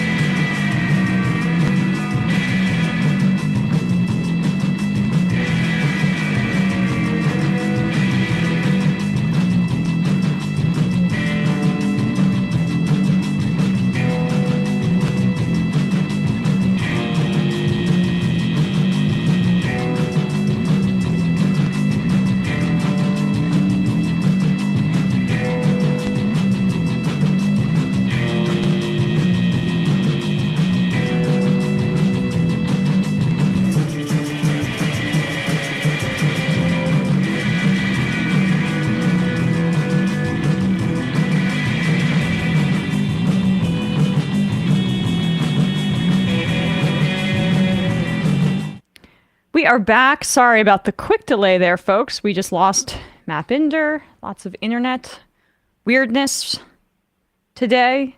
Is Mercury in retrograde? There he is. We have him back. You're back. You're back. There we go. Are we on air now? Yeah. Oh. Yeah, I got booted just as we went on air. Wonderful. Love how that works. Perfect. I know, right? All right, turning off the voicemail now. We'll read some IMs before we get into some clips. Cigarette Fairy. Michael Brooks once said Dave Rubin was becoming more and more like his parody and impression of him, and I can't agree more. I mean, certainly. We lost him again. All right, people are going to catch you eating. What you eating there? Can I tell you, I think I know exactly what that is. What bar, that I can just see that it's white coated. Mm-hmm. So is it lemon flavored? No, close. It is. I have the vanilla flavored bar with a white wrapper. God damn it! What's the name of that brand? Think Thin. Think Thin. Yes. It's white chocolate. I yes. Lemon, I'm way too familiar with all those energy bars because that's the only thing I can have in the morning before I go to the gym, or else I feel like my stomach's too full. No, they're good. Bender's going to replace me shortly. Okay. I believe. There he is. That's my belief. You're back, Bender. Be truly unfortunate if the last show of the year we can't even do here. The last Thursday of the year we can't even do here. But let's hope. Just gonna stare at the screen. Don't want to mess with anything. All right. Don't move. For now, we'll read some IMs as hopefully it's stabilized. Jay Tingle, remember when Hugo Chavez called W. Bush the devil when he addressed the UN? I do. It was that's pretty fun. Thinking about Bush, I know this is a bit of an aside, but last night I took a break from my usual either reading or listening to a podcast about Israel and decided I was going to go super deep dive into the war between Conan and Jay Leno and the late night wars during that time period. And I probably spent 2 hours listening to everyone ripping into Jay Leno, and I got to Rosie O'Donnell, who also hates Jay Leno. So seemingly every comedian hates Jay Leno, except Bill Maher, was what I found out, which says everything. And I listened to Rosie O'Donnell. I was like, damn, she's pretty amazing. She's a total rock star. And then I got down the wormhole of the View clips of her ripping into Elizabeth Hasselbeck. And I'm just realizing it's a goldmine. We did not appreciate that for what it was. I feel like at the time I had still internal misogyny, and Rosie O'Donnell was such a punchline for being, as she describes herself, fat lesbian, loudmouth, the Donald essentially Trump target, the attacking classic beautiful, white, pure Elizabeth Hasselbeck, married to former Seattle Seahawks quarterback Matt Hasselbeck. Evangelical Christian. Yeah, and it's just like the view from that point on really got sanitized. And I went on her Instagram and she's posting about Gaza. It's just like, no, she's great. Justice for Rosie O'Donnell. Uncritically, I love her. Justice for Rosie O'Donnell. If anyone has a chance from her late night show, the Rosie O'Donnell show, she has an incredible interaction with Tom Selleck about his politics, because Tom Selleck is like a arch conservative, like crank. Yeah. And she like absolutely rips, and he's so upset. He's so pissed off that she's like questioning him. I don't exactly remember what they were talking about, but it's something about like, Clinton in it, because it's in the 90s, but it's a great clip. Yeah, I mean, I thought we were going to talk about how great Conan was. And then we went into that too. Well, he's great too. I do love Conan. I love Conan too. You and I just found out though recently, which is really interesting. I don't know what to think of it. But Henry Kissinger's son, I saw this too, is the producer of Conan's company, Conoco.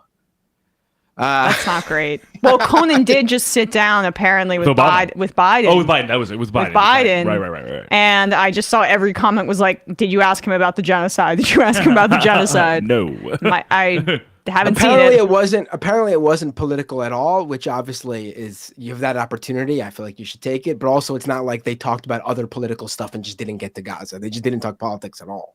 I guess. Why do the interview then? That's sort of Conan's whole shtick, though, isn't it? He's just, he doesn't get involved usually. Totally. Yeah, his was always sort of like, it's just comedy. Yeah, right. Yeah. No, but it's just as interesting, like that whole era of there was a weird moment in our like in that period of extremely heightened tabloid culture that was also around the same time that Britney Spears, Paris Hilton, Lindsay Lohan, just like ripping women apart for being a little bit outside the mainstream, or maybe not looking like the norm and being opinionated. And I'm sure Rosie's a loudmouth. She had some bad takes for sure, but overall, like an iconoclast like Howard Stern doesn't get that kind of scrutiny. And also, I will say, we can move on from this, but I just have one more thing. Like, looking back and retrospectively on that time, it's such a damning indictment of who was considered. And I don't say this is only single out women, but I say women broadcasters in this way. But I'm saying in terms of how they were sort of mythologized. Like, some of those interviews that Diane Sawyer did with Britney Spears are some of the nastiest, most misogynistic, like, nonsense. She would just literally be like, "You had sex with Justin Timberlake or something like that." Yeah. And he confessed it on the radio without your permission. What is wrong with you? Yeah. Like, why would you wear that in your? And people were like, "She's a journalistic icon." I'm like, she's literally just sitting in a chair slut shaming a 21-year-old. Yeah. And then also obviously Katie Couric, who in her book literally was like, "I would step over women to get jobs because that's just what you did in the day. Like, I ruined Ashley Banfield's career to get my job, and also Ruth Bader Ginsburg was my friend, so I couldn't say how racist she was when I had my interview with her." Yeah, like it's just like that whole standard bearing group are a bunch of frauds, honestly. Totally. I've started a whole discourse. Ramona says, Rosie's an absolute icon. I remember her being ubiquitous when I was a child. She won some Kids' Choice Awards, and then she was kind of become something like a joke when she came out as gay. As a loudmouth lesbian who doesn't take shit, bless Rosie for being a loudmouth lesbian who doesn't take shit. Yeah, I'm... Fierce Sadie says she's actually married to Tim Hasselbeck, the one who barely did anything in the league. I did not know that. She was also, I'm not sure if you know this, on Survivor. That's how she got famous. Oh, good. All right, Bender, we'll stop boring you for a second. Okay, so... No, it's not boring at all. I have a good time this conversation. Yes. I would prefer to go down the Conan route than the Rosie O'Donnell route. Well, one of my favorite Conan bits is always when he does he's going to play a clip of Paul Rudd's movies. And it's always the same clip from this like old movie of this like weird creature hurtling down a hill. Yeah.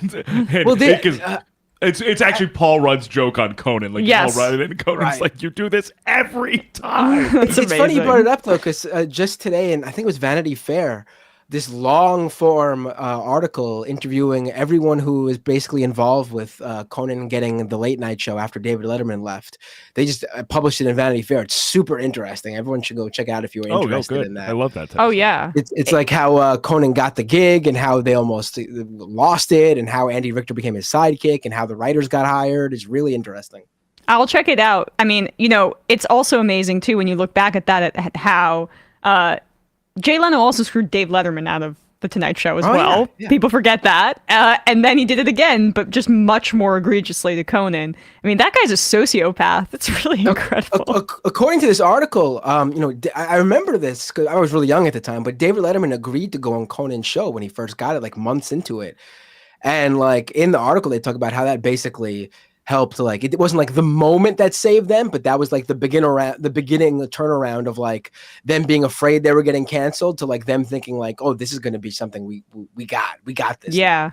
No, and it's also just crazy how, as I said, everyone hates Leno, and I don't watch any of this late night stuff, but I like the drama of it, and how vicious Jimmy Kimmel in particular was, coming out dressed with like a fake chin, making fun of Leno, going on his show and calling him out to his face. It just, that kind of stuff. I feel like now it's so sanitized. I mean, you don't see that anymore. But people don't care about those shows that much anymore. That's right. The thing. I know. Like, yeah. Like, who's the current group? We got Fallon, Colbert, Kimmel. I mean, it's sort of kind of.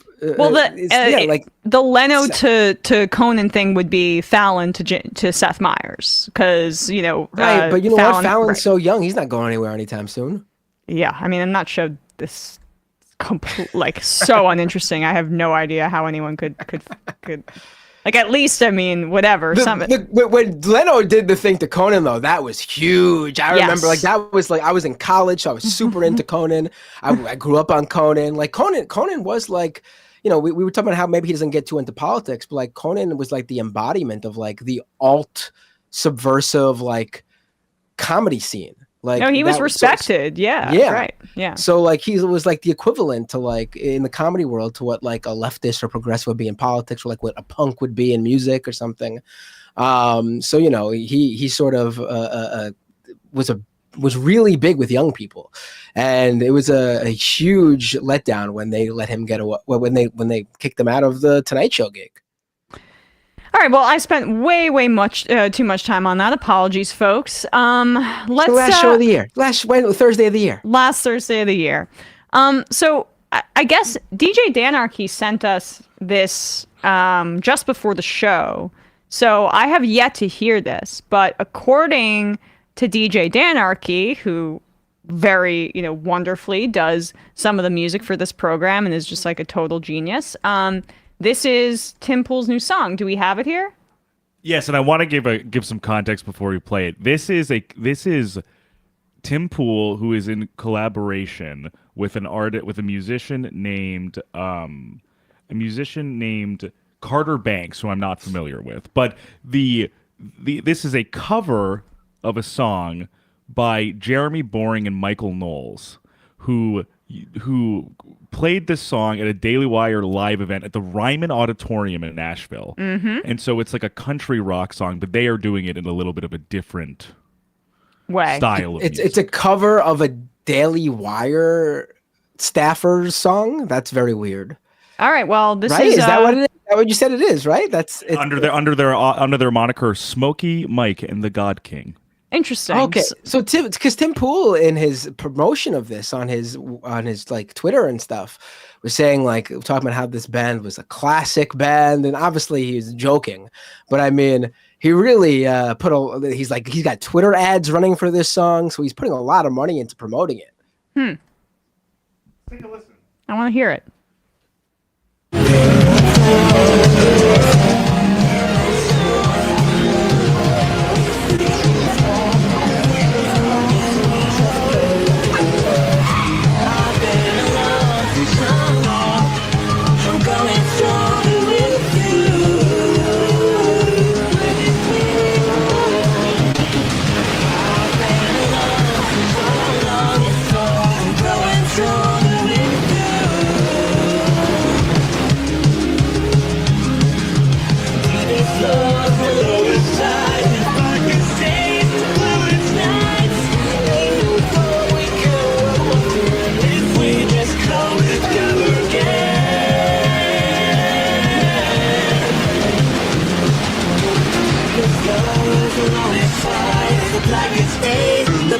tonight.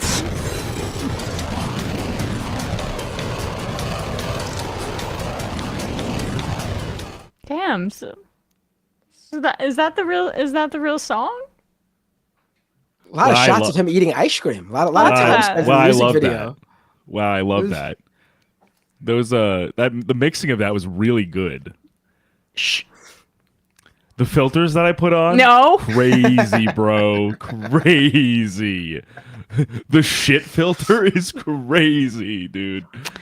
Look, I haven't this is news to me. I haven't seen like the link. I have not yet to verify if this is really Tim's song, but this is what DJ Danarchy says, and I trust him implicitly. I mean, personally, I thought this was, if this is the direction Tim's taking his music in, I think it's much better than the dad rock stuff he's been putting out there. Yeah, this is enjoyable. A little bit dancey. I like the little electronica sort of influence there. And art is really good when like it can evoke things that aren't necessarily inherent to what it's portraying. Like I always think about movies that can make you feel like you smell something or that you could taste something that the character is eating or smelling or whatever to give that kind of richness. And I felt super sick when I saw Tim eating all that ice cream. So I can taste the ice cream. I mean, if you guys had the cameras on us, there was a moment where I think I was so engulfed by the song and the feeling of the ice cream that you might have caught me licking my microphone. I'm so glad the camera wasn't on you for that. Thank you, DJ Danarchy. And we just, I got to assume that you just, that was the real cut of the song. Yeah, it was just a clip. It was just a clip from the song. Just a clip from the song. Thank you. Yeah. Thank you for being our correspondent. And those zooms of Tim eating ice cream and running with that real arm extension running. Ripped from the video. The video. Gotcha.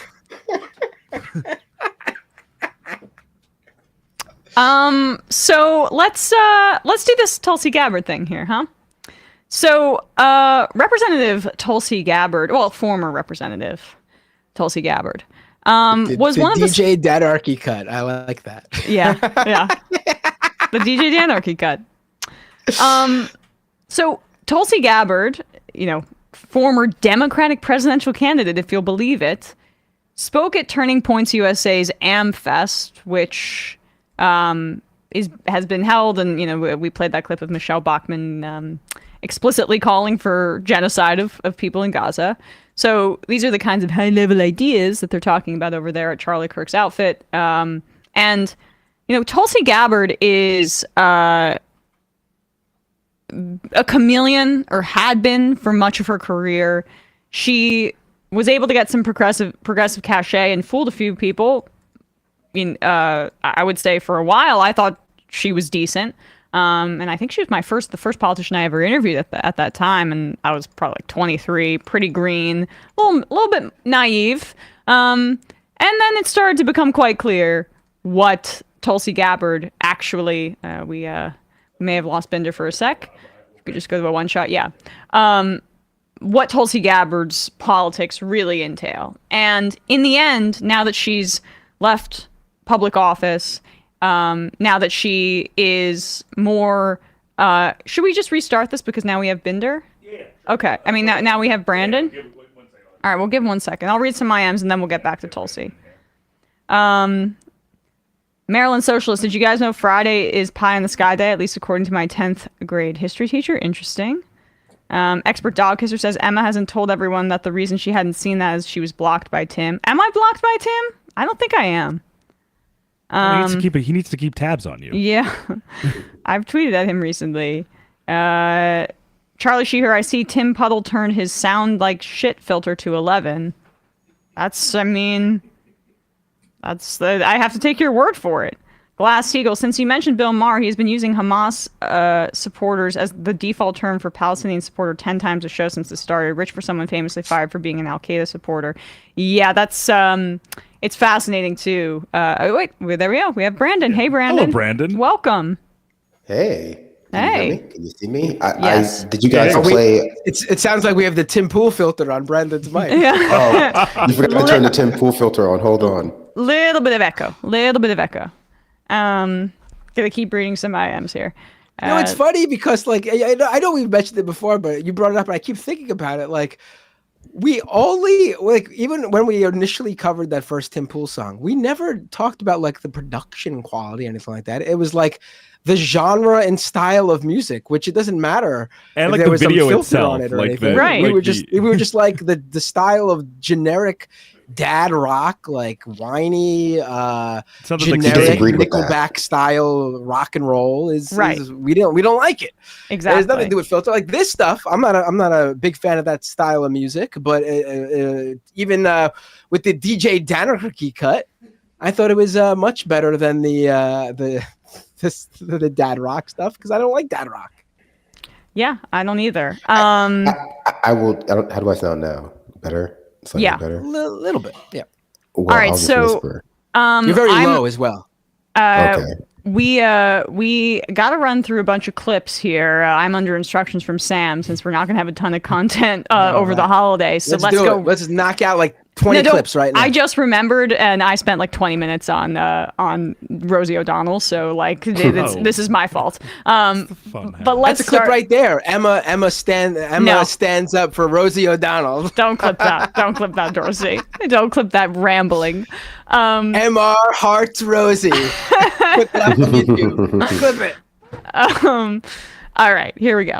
So, Tulsi Gabbard, again, who once was a Democratic presidential candidate, fooled a lot of people into thinking she was a decent politician, myself included, for a little while, and then it started to come out pretty infamously so. Myself and Anna Kasparian grew quite skeptical of some of the claims she was making, and were vocally in opposition to her, as was Michael Brooks, kind of just showing like, hey, this is some weird language that's coming from a supposed progressive. And in the end, she just ended up being a why I left the left person, and the only thing she really truly believes in are that she's a bigot against LGBTQ people, and she's also a vicious Islamophobe. So when she talks about being anti-war, it mostly boils down to, well, either it's because the Muslims aren't worth it or whatever, or she'll stay silent about something like what Israel is doing in Gaza because many of the Palestinians are Muslim, and she, as a Hindu nationalist, is deeply racist towards people of Islamic faith. So now she's just a full-blown right-winger here speaking at the Turning Points USA AmFest a few days ago. Yep. Charlie Kirk's thing, discussing why she left the Democratic Party, and this is a doozy. Now remember, during President Biden's inauguration speech, he promised to bring our country together, to be a president for all Americans, no matter who they voted for. And he promised to get us closer to peace. He has done the exact opposite on all fronts. All right, so she's going to bring up Gaza here. Good. He has torn our country apart, targeting anyone who didn't vote for him or dares to challenge his administration. He's racializing everything, turning Americans against each other, and putting us in a position where the world is on fire. We are on the brink of multiple wars and closer to nuclear catastrophe than ever before. These are just a few reasons why I left the Democratic Party.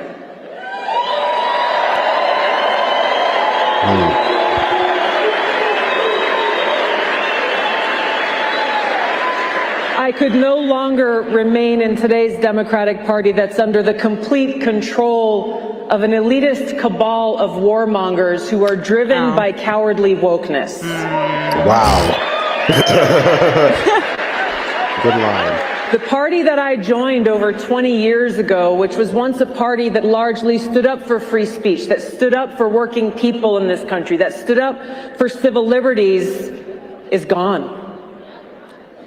The bottom line is this: the political party that is actively undermining our constitutional freedoms cannot be trusted, and we, the people, cannot allow them to remain in power.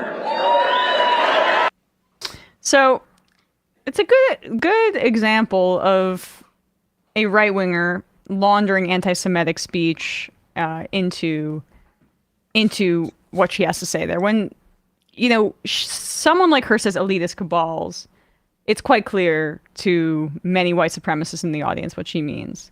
And when she talks about war, and you'll notice this, all of these anti-war right-wingers, they hate the fact that we're funding Ukraine because they fundamentally believe that might is right, and that if you are like a civilization to be supported, you should, the fact that you show your strength through military prowess is enough to support you, because that means like there's no real moral center. It's just about who can take the most territory, and intrinsically right-wingers who are drawn to authoritarianism, they just like Putin for that reason, and they also like Netanyahu.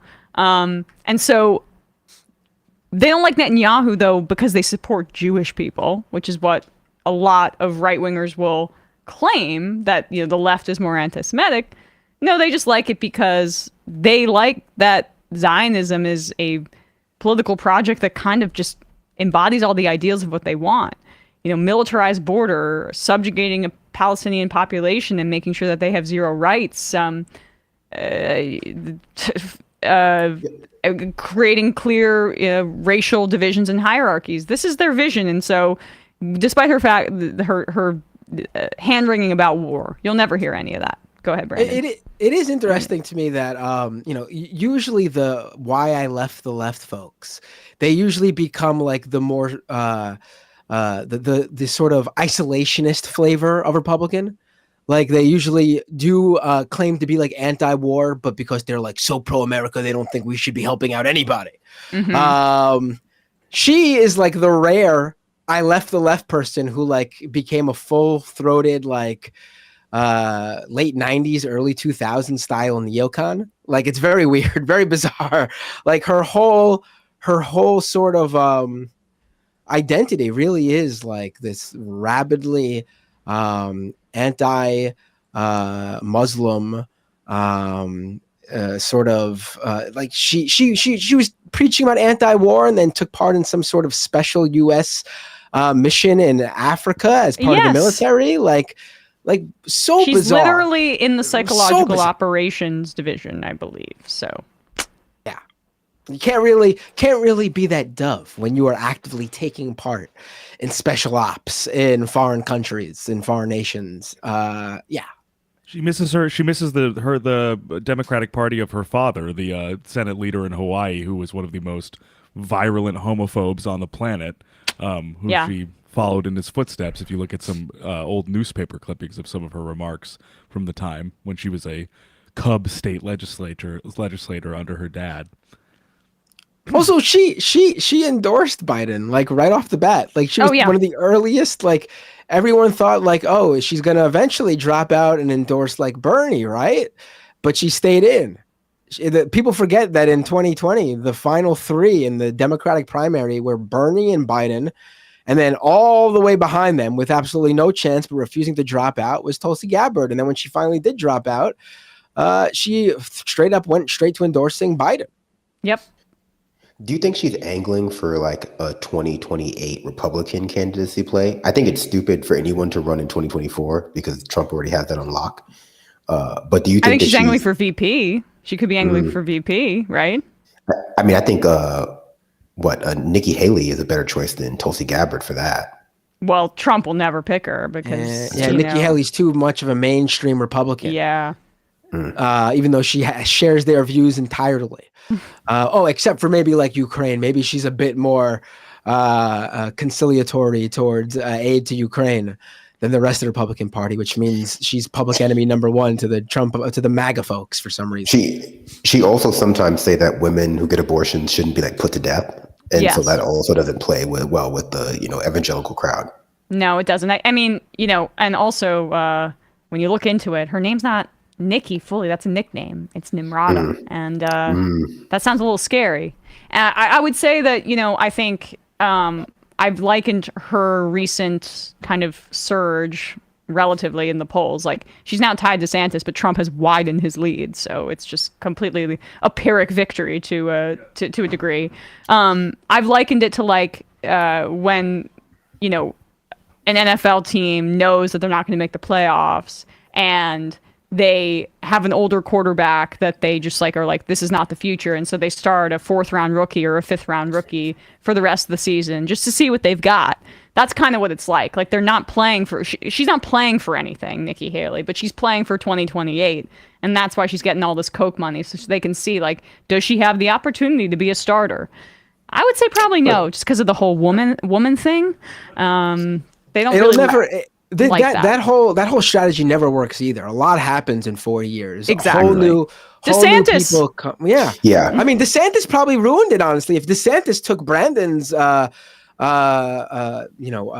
advice there and waited till 2028, he would have been the fresh guy in 2028 and probably would have cruised to the nomination. No, DeSantis, I think, was riding his like clout from the early parts of the pandemic, which is why it's so silly to have like people announce presidency like 3-4 years before the actual election, because he was the toast of the town in 2021. And now people are like, why is he running again? No, but that's the thing. If he had waited, he still would have had that. I know it would have been a long time since the pandemic era, but he would have still had that like air about him. Like, oh, we liked him for how he acted then. But that all goes out the window the second he says, I'm going to compete against Trump. Now they hate him for that. Yeah, his political career is over. Yeah, I would agree. I think on that for sure. Speaking of Trump, let's do this Kellyanne Conway thing, actually. So, Kellyanne Conway, infamous for her role as the liar for the Trump administration. I actually forgot she existed. She's been out of the limelight for quite some time. I mean, she went through a divorce, had some issues. Yes. There were a ton of Trump characters during the Trump arc. Like, the Trump arc had a ton of characters. I mean, historic turnover, just like by numbers in and of themselves. Like, there's such a high volume of Trump people because everyone kept resigning or getting fired. So, but she had actually a lot of longevity, even though her personal turmoil was quite public because her husband was really, really aggressively anti-Trump, and she still stuck with him. And so she's kind of like paid her dues, and I think she's angling to clearly like get a bigger role on Fox News. So she filled in for Sean Hannity last night, and she spoke with South Dakota Governor Kristi Noem. And actually, I'm sorry, I didn't know. I'd rather do the other one first, not the Kristi Noem part. That was my bad. I read the wrong clip. This was the one I wanted to play. This was her. This is her in the afternoon. In the afternoon. Outnumbered before her Hannity guest exactly. spot. So she is. Oh, did we lose Binder again? There's something up with his connection. But we will. We'll get Binder back. But point being here, Kellyanne Conway is trying to expand her role in the media, and so she guest hosted for Sean Hannity last night. But before that, she was speaking on Outnumbered with on Fox, and she reacted to the Colorado Supreme Court decision to remove Trump from the ballot. Now, we covered this on the show yesterday. I think it's quite unlikely that Trump will be off the ballot. It's in either the primary or the general election, because it's going to go through legal proceedings and there will be a stay. And even if there's a ruling, my guess is that the Supreme Court might side with him, honestly. So it still, though, is interesting from a constitutional perspective of the 14th Amendment and Section 3. It's written in a way where, like, it does say that, you know, if you participated in an insurrection of some kind, again, this was designed to target those who fought for the Confederacy and supported the Confederacy in the Civil War, that you can be barred from public office, but it doesn't explicitly list the president. Just an example of how, our Constitution, our laws, they can have oversights. But putting that aside for a second, Kellyanne Conway wants to make a big deal out of this, even though I don't think it's going to really amount to much. And this is her suggestion for how Republicans should proceed in the wake of this decision.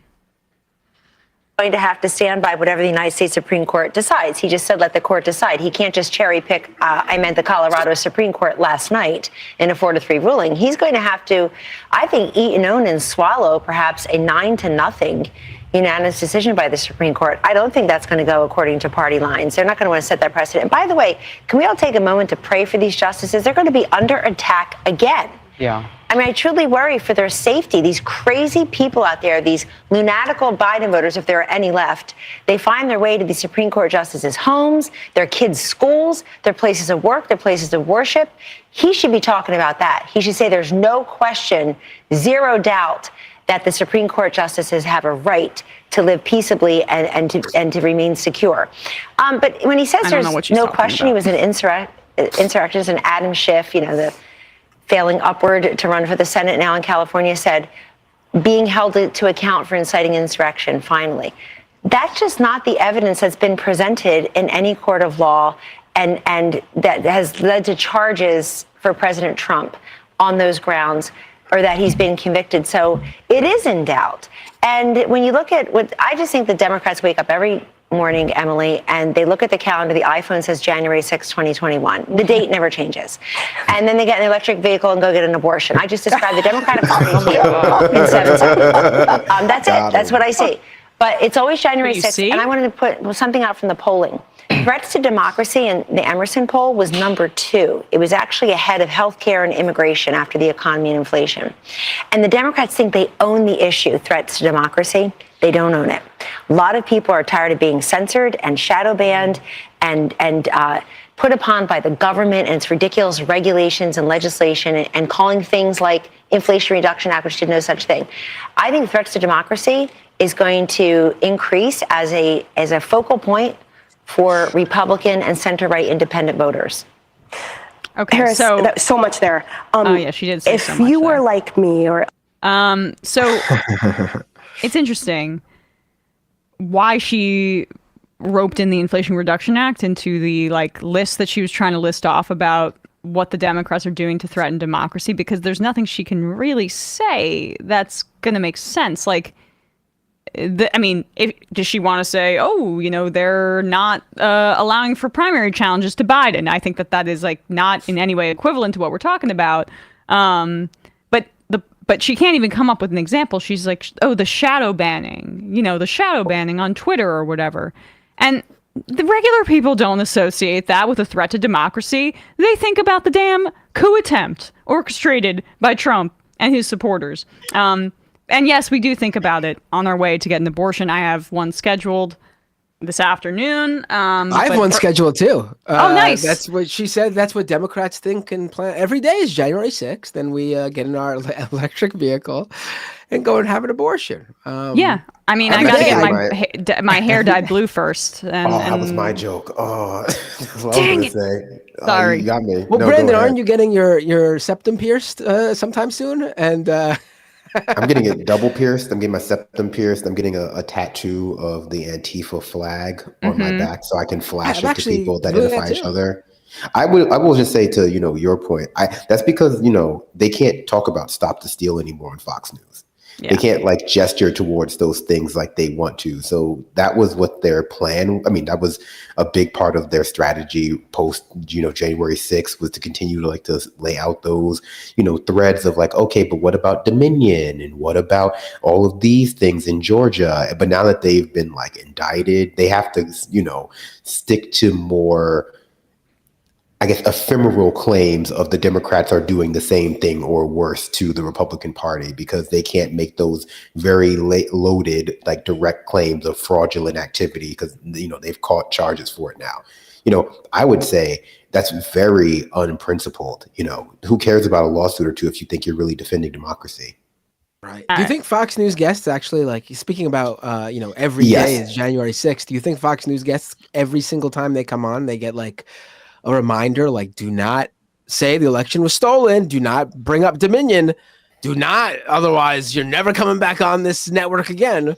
Well, no, I think they do. I think they've been told that you can say things like Hillary Clinton questioned the election too, and look at all of that, like all that equivocating. I don't think you're allowed to like hint that the election was like stolen on Fox News. Well, totally. I mean, and we played we played a few clips. One was a Newsmax clip where the guest, was it Lindell or somebody of that effect, started, it wasn't Lindell, it was somebody who started to talk about Giuliani started to talk about the election being stolen, and they were like, thank you, sir. Thank you, Mr. Mayor. Thank you, Mr. Mayor, because they're worried. I agree with you that they're probably told that. But, like, this is their effort to pivot, as you say. This was Kellyanne Conway later on in the evening, trying again to reclaim the democracy kind of branding for the Republican Party, and asked Kristi Noem this question about the presidential race and what they should do in retaliation. He's on Fox News again with Kellyanne Conway. Yeah, no, she co-hosted or she guest hosted Hannity, filled in for him at night. She's gonna get some gig. Right. It's the holiday season. All the regulars are gone. They need to look through that contact list and pull out anyone they can.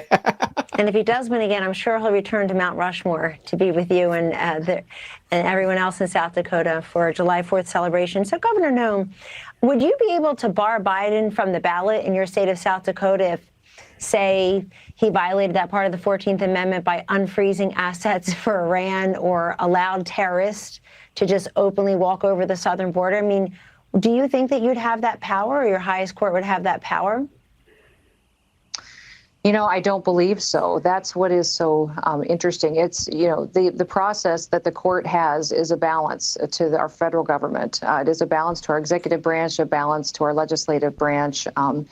So us exerting the kind of influence on the court and their decisions to take that kind of action is really unprecedented. So I trust our South Dakota state laws, our constitution. It gives great guidance to us, and our court system understands that their job is to follow statute and give decisions based on the scales of justice. So everything is a 14th Amendment violation now, I guess. The policy of unfreeze. I mean, I'm almost in awe that Kellyanne Conway said something that was closer to the reality about the Iranian assets, because mostly Republicans say that Joe Biden gave Iran like billions of dollars, basically, of taxpayer money, when in reality, the Iranian assets that were unfrozen as a part of diplomacy were money that was already theirs. It's just being frozen in a bank. And as a part of like attempting, hopefully, to get us back to the Iran nuclear deal, which honestly, because of what Israel's doing, becomes very unlikely at this point, the Biden administration had unfrozen those assets. And then I guess border policy is a 14th Amendment violation. What does anything mean anymore? Because I guess that's an insurrection now. Right. No, I mean, she's really pulling out whatever she can. Like the idea that you even ask Kristi Noem this, and just it's just like what's going like. Listen, you can certainly disagree with the Colorado Supreme Court's decision and argue on that merit, but to then like try to pull the tit for tat, like, well, if they did it, can you do it in your state to Joe Biden, even though the situation's completely different and not at all analogous whatsoever? It's like, really, they're doing really that with impeachment. They're doing that with impeachment. Like that is the Republican Party philosophy on how to wield power, because Trump got impeached twice. One for trying to leverage U.S. aid for political gain to investigate Biden into Ukraine. Two, for trying to overturn the democratic results of an election. Now it's time to look at the $1,300 car payments that Hunter gave and claim that it's somehow from China. Yeah, I mean, or Burisma, that's what they're really, there's always a Burisma thrown in there for good measure. But, I think generally for the Republican strategy, it's just been so hammered in that they have to have this tit for tat, because usually the people that they're arguing with are just like, entrenched centrist media reporters who are going to try to find that like neutrality even when none exists, or they're just making disingenuous arguments online that they know are going to be amplified by an entire population of like disingenuous supporters. And as far as I understand, like the people who brought the litigation in Colorado was like a nonpartisan group. They were just like a group of people who were concerned that his actions violated the 14th Amendment, which, I mean, I support what they did in Colorado. I think it's really hard to see what happened, not just in terms of what happened on January 6th, but also the other things regarding like the faked electors and all the conversation he was having, and not be led to the conclusion that he was, operating in a way that is not befitting the office of president, and to even be like, hey, there is a better than zero chance that if he gets into the office, he might not get out again, which, Republicans will say is fear mongering from Democrats. Some liberals will also pretend like that's fear mongering because it makes it easier to sleep at night, considering that, the actual threat of the Republicans is way larger than they imagine. But I think it's the law operating as it should operate, which is what frightens them, because they're not able to tip the scale in a way that just increases their ability to pretend that they're legitimate. Yeah, I mean, democracy and protecting it it also requires barring people, I would say, or preventing people who want to overturn democracy from getting into the halls of power. Like in Bolivia, Janine Áñez tried to orchestrate a coup, and now she's in prison. She's sentenced to 10 years. And that is how other countries choose to deal with this kind of thing. And they're pretending that dealing with an anti-democracy basically candidate and wrecker is the same as anti-democracy in and of itself. And that's a fairly right-wing construction, for sure. I did everything right, and they indicted me. Well, I mean, Juan Guaido is still allowed to just roam the lands in Venezuela. We just talked about this with our guest. He's teaching some course in Florida right now. Oh man, okay, yeah, he's working at a community college in Florida. Why can't Trump just be doing that? Is Bolsonaro teaching there too? No, he left. He probably couldn't afford American health care the way he likes to be in the hospital.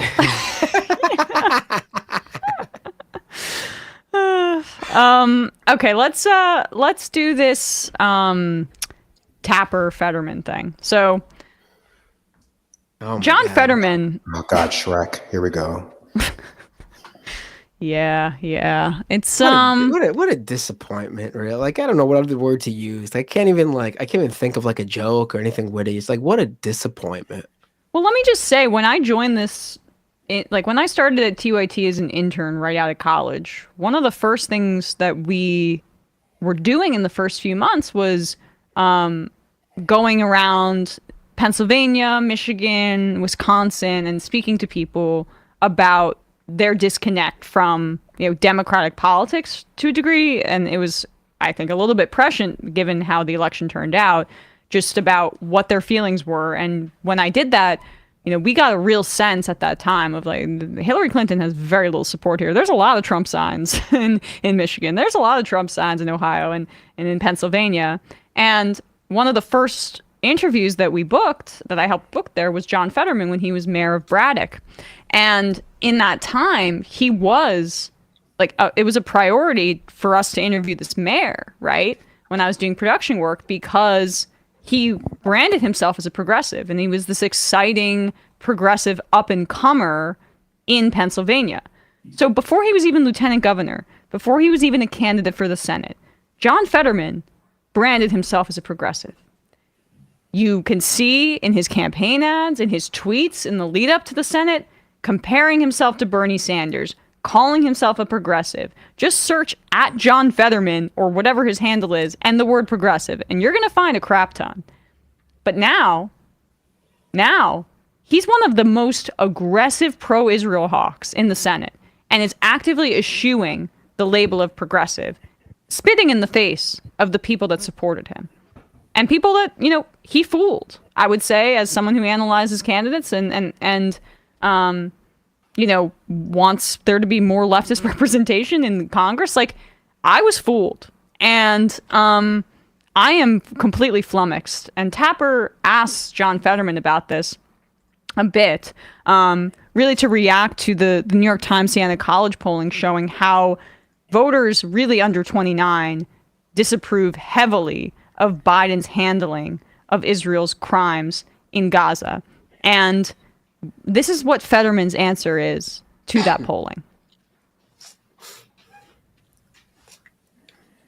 In the Democratic Party, particularly among young voters when it comes to Israel's war against Hamas. 72% of young voters, according to this new poll, disapprove of how President Biden is handling the Israel-Hamas war. You've been very vocal in your full support for Israel. I see the Israeli flag behind you in your office there. You've been very clearly arguing that Hamas bears responsibility for the tragedy of what's going on in Gaza. Why do you think so many younger people, especially in your party, see it differently?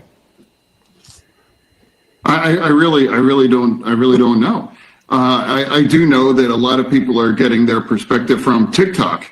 And I think if you're kind of getting your perspective on the world on TikTok, it's going to tend to be kind of warped or not reflective of the history and actually the way things absolutely are. And what is very clear is that Hamas started this, and they actually broke the ceasefire, and they attacked and murdered babies, children, women, attacked a music concert and everything. It's outrageous. And from now on, it's been very clear that Israel would very much want there to be peace. But they've made it very clear that after October 7th, that's just not possible so long as Hamas is allowed to exist. On immigration, which is a big issue going on in the Senate right now, you recently... Just going to move on from that. I mean, honestly, to me, like the immigration thing is honestly the biggest stab in the back. Like, okay, what else is new? A Democrat in the Senate supporting Israel. Even Bernie hasn't called for a ceasefire. But the immigration thing is just so unforgivable. What a stab in the back on the very basics of what makes Democrats different than Republicans on domestic policy issues, which is the whole thing we're told was so dangerous about Donald Trump and his immigration policy and putting babies in cages. And then his own story, using his wife's story of being an undocumented immigrant, coming with her family as a child to America from Brazil, working for decades or whatever to become a citizen. Like, what a stab in the back. To me, honestly, the immigration thing is the ultimate, John Fetterman denial of being a progressive. Like, that is just gross. And for what though? The whole reason to do that is to get aid to Israel and aid to Ukraine. I mean, I'm sorry. Like, listen, I'm not someone who's anti-helping out Ukraine, although I'm opposite with Israel. I don't think we should be giving aid to Israel, but I don't think that any domestic policy issues, especially those affecting immigrants, should be on the line at all. People coming to this country, the very poorest and most marginalized people in society, they should not be thrown under the bus for aid to any foreign nation. I'm sorry. Yeah, well said. The stuff about TikTok, I just gotta, you're not the one that's informed about the history. You're not the one that's informed about the history. I have yet to see one of these, pro-Israel Zionist senators on the Democratic side, which is supposed to stand up for humanity and marginalized people. At least that's how they brand themselves, and we all know they have a long ways to go from achieving that ideal. But I have yet to see them acknowledge that, before October 7th, the deaths in the West Bank by settlers, the killing of Palestinians by settlers in the West Bank, it's been one of the deadliest years on record since the Second Intifada. Hundreds of Palestinians killed prior this year prior to October 7th. And you just need to look at simple charts of death tolls, of differences, and in how many Israelis die, who live in a very safe first world society for the most part. I mean, yes, there are incursions and there are rockets that sometimes get through the Iron Dome, but not that many. Really not that many.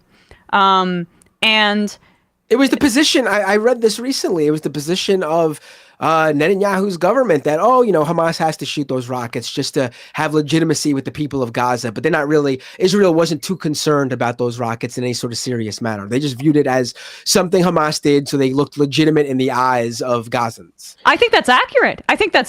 I mean, and I think that that's true, right? Because, these rockets are not, Israel has the most precise and advanced weapons technology available to anybody, and that's because it's the top recipient of U.S. military aid. So they know exactly who they're killing every time they kill somebody. Precision-wise, or like when they target journalists' families, they have plausible deniability. They pretend that they do, but that's obviously not the case for many of these instances. And then when you carpet bomb such a densely populated area, you have an understanding of what you're doing. Like, I would rather people get their news from TikTok than get it from press releases sent to Senate offices by AIPAC, which is seemingly what John Fetterman does when he repeats these things over and over again that are completely ahistorical and wrong. So John Fetterman had no problem setting up a TikTok account to get himself elected in 2022. I mean, TikTok is so bad and evil and no place for good information. Why were you on there telling kids to vote for you for Senate? Were you lying to them? Were they getting bad information? Maybe they were getting bad information from TikTok. If you were calling yourself a progressive on there, turns out they were getting bad information on TikTok. That's the only bad information on TikTok I know of, though, in this scenario. Yeah. He's not doing so hot on Twitter right now either. So, it's not just TikTok. Why doesn't his campaign pay for another cameo from someone from New Jersey to like troll another senator or Dr. Oz or George Santos? It's so silly, and it's like the young voters are not going to forget your support for this genocide. I do wonder what could happen though. Like he is a Democrat with a history in Pennsylvania. He'll be there for the next till 2028, right? That's what makes this so bizarre is that he's not even campaigning. Yeah, I mean, there seems to be like an actual ideological position that he holds. He's going like full bore, draped in the flag. I think I did Matt's point, which I didn't let him finish, but I'm assuming I wonder if he's going to do a full heel turn to be like, Kirsten Sinema style, Joe Manchin style, like I'm just going to be obstinate on everything for the sake of it now. Or not that it matters, but if this is going to be like his one issue that just mostly we only hear about it when Israel continues to commit his genocide. I don't know. With the immigration thing, I'm tend to be leaning towards the full heel turn. Yeah, that's what Matt said. Leck, before he's not here today, but he said that last week, and I think Sam and I were like, okay, sure, like that's a good thought. Well, I want a little bit more evidence, but the more evidence we get, the more I side with Matt on this, and what you're saying, Brandon, which it seems like this is a heel turn for some sort of like political longevity reasons or an effort to make a larger pivot. I don't even know if he's trying to change the way that he's perceived for something even higher, like a presidential run in 2024. 2028. But it's also going against the grain of it's going against the way the wind is blowing from even the electoral base. Like, it's not like he's making a smart decision. Like, it's not like poll after poll is showing that support among Democrats for Israel's campaign of bombing in Gaza is going up. It's been going further down every single new poll that comes out. Exactly, though, but I think and then the one issue you always hear from like even the most basic resistance anti-Trump libs, their number one concern with Trump is or one of the number one concerns with Trump is the immigration issues, the border. They're worried about kids being put in cages and ripped from the arms of their family. They always bring that up. But they don't bring it up when Biden does it. So it's very cynical and like, just a quick point, Brandon. Biden's kind of making a similar calculation where he doesn't think that there's going to be electoral consequences for his support of Israel. He thinks that there's a lot of great deep pockets in favor of Israel, and that's the more important constituency to appeal to than the young kids on TikTok who don't know any better, because it's always the kids that are wrong. It's always the kids that are wrong. But the weird thing is like these polls aren't showing like it's just like 18 to 24-year-olds. It's consistently everyone under the age of 50. I hear you. It's like the vast majority. But are they going to vote on that? That's what the Democrats are thinking they won't. I mean, and I don't know what the reality is, but the calculation they're making is that that people won't care. I mean, I know this will get a lot of shit with certain pockets on Twitter who think just because the economy is great, everyone's doing great. But for a lot of people, Biden has been a failure in that aspect too. So it's not even like they can say, I don't agree with immigration or what's going on with Israel, but I'm doing good. So when my family comes first, so I got to take care of them. There's a lot of people who can't say that, so they won't vote in that way. Yeah, I mean, it compounds itself with especially with voters under 50, when it comes time to remind everyone that their student loan debt payments are due again. Biden has failed, on a few key promises that some people will point out are not the most important thing to them, but for certain pockets of the population, they're very important. I mean, how good can the economy really be doing when we're every 4 years on the precipice of a fascist takeover? How good can the economy be doing when I think still on average, most Americans don't have $500 in their savings? People's spending power might be up pretty well right now. Homelessness is up 12%. Yeah. It's a lot of the common metrics that economists use to determine the economy doing well just don't take into account how people actually view the economy in their lives and the impact of their lives. Can I continue to live with certainty at this level into the foreseeable future, which I think most people just can't really say in America. That's just the name of the game. I agree with you. I mean, I think if Biden were smart, and I've been saying this, he would run on a national housing initiative of rent controls and building new housing and repealing the Faircloth Amendment so that public housing can get federal funding. But, he's seemingly not running really on any fucking thing. So I have no idea what's going on over there. I really do think that Jeff Zients coming in for Ron Klain has made a bigger impact than people realize on how completely inept the Biden administration has been over the past few months or so. We opened up the phone lines and I didn't get to anybody, so we're going to take one call. Really sorry, and then we'll read IMs and get out of here. I'm just going to pick someone at random. She's not sorry, folks. She's not sorry. No, I actually do feel bad. I do feel bad. Calling from a 703 area code. 703. Hello? Hello, is this me? This is you. You're the only caller of the day. And sorry about that, folks. Oh, okay, great. I'll make this quick. A few weeks ago, you guys released a segment on, I believe, SSDI. SSDI? Social Security. Social Security. Yes. The disability insurance. Oh, the person who. I'm sorry. I also. Yeah. I also didn't introduce myself. I usually go by Sergeant Flux on the chat. Sergeant Flux on the chat. Yeah. What's on your mind about SSDI? Well, if it does go through, if it has go through, I hope it does go through. If it hasn't, the asset increase would be up to $10,000. Mm-hmm. Well, it hopefully goes through, but it doesn't go far enough because the $2,000 asset limit was set up in 1972. So right. If you actually adjust that for inflation, it should be more like $15,000. Totally. Yeah, exactly. Yeah. So, it's the bare minimum that we could be doing. I mean, and I don't really think there should be income limits up to, I don't know, some, if you're in maybe the top 5% of the country, then we can cap it or something. But disability insurance through Social Security, if you're not able to work, the amount of guardrails that we have are absolutely insane. So we'll keep an eye on that. Thanks so much.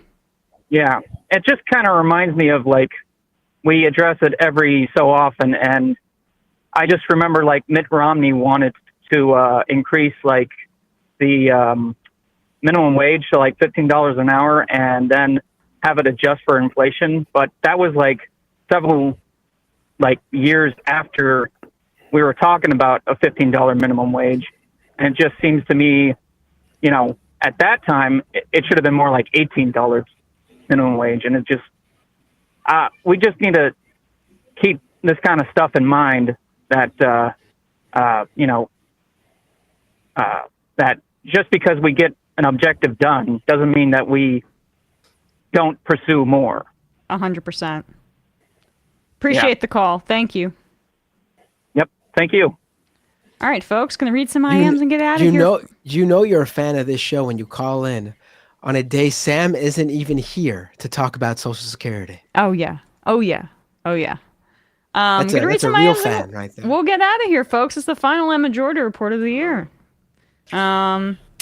Kowalski says, I remember when Sergeant Flux was just a private 10 years ago in the War on Christmas, really rising through the ranks. Will probably be a lieutenant within the year. What'd you say, Brandon? I'm sorry, I missed it. I'm going to say congrats. Congrats on another year of the EmMajority Report. Thank you. Yes. Been this is difficult time to do this job, but it's not about me. But it's been interesting. I don't know about you guys how it feels, but I'm looking forward to the election getting into full swing. Not because it's going to end with anything good, but because it's going to be funny for at least the run up. I agree. Yes, we'll have a window of good times before a stretch of bad times. Maybe Trump will get COVID again. That'll be fun. Yeah, that would be great. Leftist lawn guy Land says, I hope John Feder bitch gets a lot of coal in his size 25 stocking. Between the 101 and the 5 says, honestly, guys, do you think Fetterman's stroke altered his personality a bit?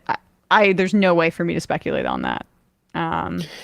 I think he's just being like a contrarian, like being super obstinate because people have not been a fan of his behavior, which is always what you want to see in like a, public figure. Right. Just being completely strident because you're being criticized by the people that voted for you. Congressional Baseball Fan says, to blame TikTok for people being against the Zionist genocide against Palestinians is truly bizarre coming from a guy whose campaign was only anything because of their well-handled social media presence against Dr. Oz. Fetterman Order 66'd himself so fast. Well, I mean, what was the whole thing, like the crudité that they focused on from Dr. Oz? Like that was their whole campaign. I was going to say I feel like I defended Dr. Oz knowing words back then, but it was mostly against his own base being like, this knowing crudité, knowing French words, that's a little zesty. But I will say it must be easier to pull the ladder up behind you when you're so tall. Like you can justify it a lot easier. Yeah, I guess so. Right. You don't empathize with the ladder needers. Luck says John Fetterman should be a lesson that leftism isn't about finding the right person or right leader to get power. We should be actively discouraging our friends from projecting their hopes onto candidates and not worry about individual votes and behavior. Power comes from below, from organizing, from collective beliefs and cultural shifts. True, but we've also, I think to say that we don't have any politicians in office like the Squad, who hasn't been, Rashida Tlaib, Ilhan Omar, AOC, of course. I mean, they certainly have not been disappointments. I mean, at least if you're a normal person and not some oh my God, one on the far weird doorist corners of the internet. You can certainly disagree with some things they've done, but overall they've held true to exactly what we expected from them for the most part.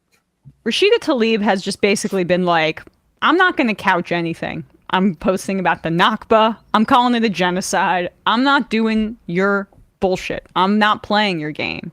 Right. And she has no obligation to do so as a Palestinian American.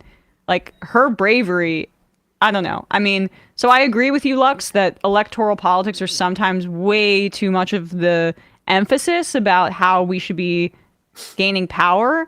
But seeing someone like her being a representative and how, meaningful that is, and someone like Ilhan Omar, too, who is a refugee, right? Who experienced war. I think that has value. I do. I say don't treat anyone like a hero or someone to idolize. But there are people like the ones we just mentioned who are certainly our allies. Yes, that's well said. Foreskin Friction, oh God, says, I think the Republicans wake up every morning and the calendar says January 4th and they jerk off to guns and ammo, jump in a giant pickup truck that gets 4 miles to the gallon adorned with the queen-size, bed-size flags for Trump and America, then go burn a cross. There I describe the Republican Party. Thank you. Spacco says, Kellyanne is so wrong. I get up at noon and go to work at 1, get an abortion at lunch, and then at 2 I'm done. Jolly good fun. Expert dog kisser. Oh my God, are you kidding me? They're bringing back shadow banning? Yes, that's what the Democrats are doing. Mike from Portland, broke my nose playing flag football on Saturday. Thanks for the invite, Joe. Also an MR listener. Just got it reset and it wasn't that bad. Hoping for an appropriate soundboard noise to manifest a speedy recovery. I also fly to see my in-laws next week. He broke his nose, so any positive soundboard fun thing for him. Sorry about that, Mike. Here you go. That's what it means to be a mighty man of valor. That is what it means. Try to encourage people with posts and try to, help them if I can. Oh my God. Do you guys remember what that is? Okay, I'm going to share an image with you because I have it saved on my desktop. Bradley, you can put this up and you will remember exactly who I'm talking about. I see this image on my desktop of my work monitor every day, every single day, and it brings me so much joy because this was the guy that said it. You guys remember this? Oh, I remember this guy. Yep. Oh wow. He was that was like the beginning of this year, right? Yeah, this is the guy that was the Tennessee Republican who was liking and commenting all those fire and love emojis on like that guy's ass pics. And the newscaster was like, in his biography, the band says that a hoe is not a whore. Yeah, right. Prostitute. And he's like, I try to encourage people with posts. I wonder how he's doing nowadays, that guy. Yeah. I hope he's getting laid. Living his best life. Yeah. Brock from VA. The only reason Tulsi was ever in the Democratic Party is because she is from Hawaii. She couldn't run as a Republican there. That's exactly on point. Read about her cult ties and how the people in her cult that she grew up in wanted somebody like her to be a representative for their interests in Congress. And some of the things about her make a little bit more sense. The Kerry Howley piece comes to mind. I remember sharing that, and her horde of supporters said I was Hindu-phobic. So Hindu-phobic. Wow. Apparently, yes. Surfing Idiot says, flight attendant strike on the horizon. 20,000 American Airlines FAs voted to authorize a strike in August. Now federal mediators won't allow them to strike, even though American Airlines refuses to negotiate with their union, the APFA. Big one to watch in 2024. Yes, we've been monitoring that for sure. All right, 5 more, and then we will get out of here. The best is leftist. At this point, RFK is a worse candidate than Biden, as much as I have always voted the Dem candidate, even though I didn't want to. Oil's now be the time to throw away the vote from the establishment to make a point? Or would an RFK presidency be worse than another Joe Biden or Trump presidency? Okay, RFK's not winning the election. There's no chance. It's not happening. So it would be pretty bad. He's crazy. He's even more hawkish than Biden on Israel if you listen to what we covered yesterday. Like, he's delusional. And Biden is insanely hawkish on Israel. Congressional baseball fan, my theory is Eric Adams would say he confused Turkish donors with Turkish donor kebabs. Will come true.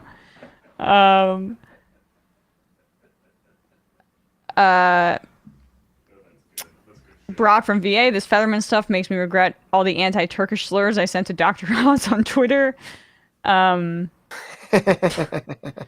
Number 13, it's wild how unconcerned Biden and his allies seem to be about him running against Trump and very possibly losing. If Trump gets back in office, he will literally indict, imprison, or even execute all of the Democratic Party elite. You'd think for their own self-preservation, they try harder to generate a strong candidate or campaign. They're really going all or nothing with the whole country, but their personal livelihoods, but don't seem to be that passionate or afraid. Crazy. Yeah. I mean, we'll see how that pans out for them, I guess. Yep.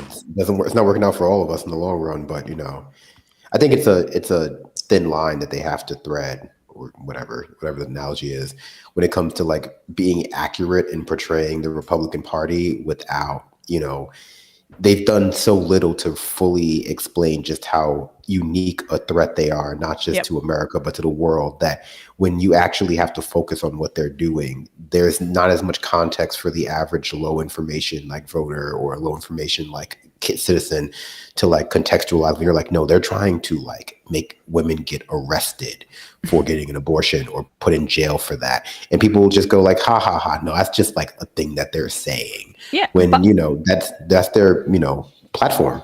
Biden calls, keeps calling them the MAGA Republicans. Mm-hmm. Sam gets so pissed about this. Just call them Republicans. Why are we differentiating? It helps Trump. Because he also won't say the word abortion. Because he's a Catholic, and honestly, I think if the Democratic Party was not oriented the way it was oriented, he wouldn't be supportive of abortion. Yeah. And so he won't even run on what is transparently the most politically salient and successful issue of the last 4 years. Yeah. But it's also interesting what he chooses to follow from the Catholic Church, because the Pope just came out and said just this past week that what's going on in Gaza is terrorism. Mm-hmm. Great point, Binder. All right, 2 more. Tim pulls cobbler. Folks complaining about leftist infighting and purity tests, but people like Fetterman are exactly why this behavior persists. Agreed. I freaking hate why can't the left get along? Yeah, it's because we have robust discourse, and there's no place for that fucking bullshit in the Democratic Party, hopefully, in the end. And the final I am of the day, or at least the progressive movement. Goofy Goober, while it's just us here without Grandpa Sam, did he realize what he was saying yesterday when he read the IMers saying he needed a leather posit collar, that they needed a leather posit collar for themselves? I think he did realize it. He's not that much of a grandpa. All right, that won't be the final I am. The final I am of the day. Juliana Dursalani.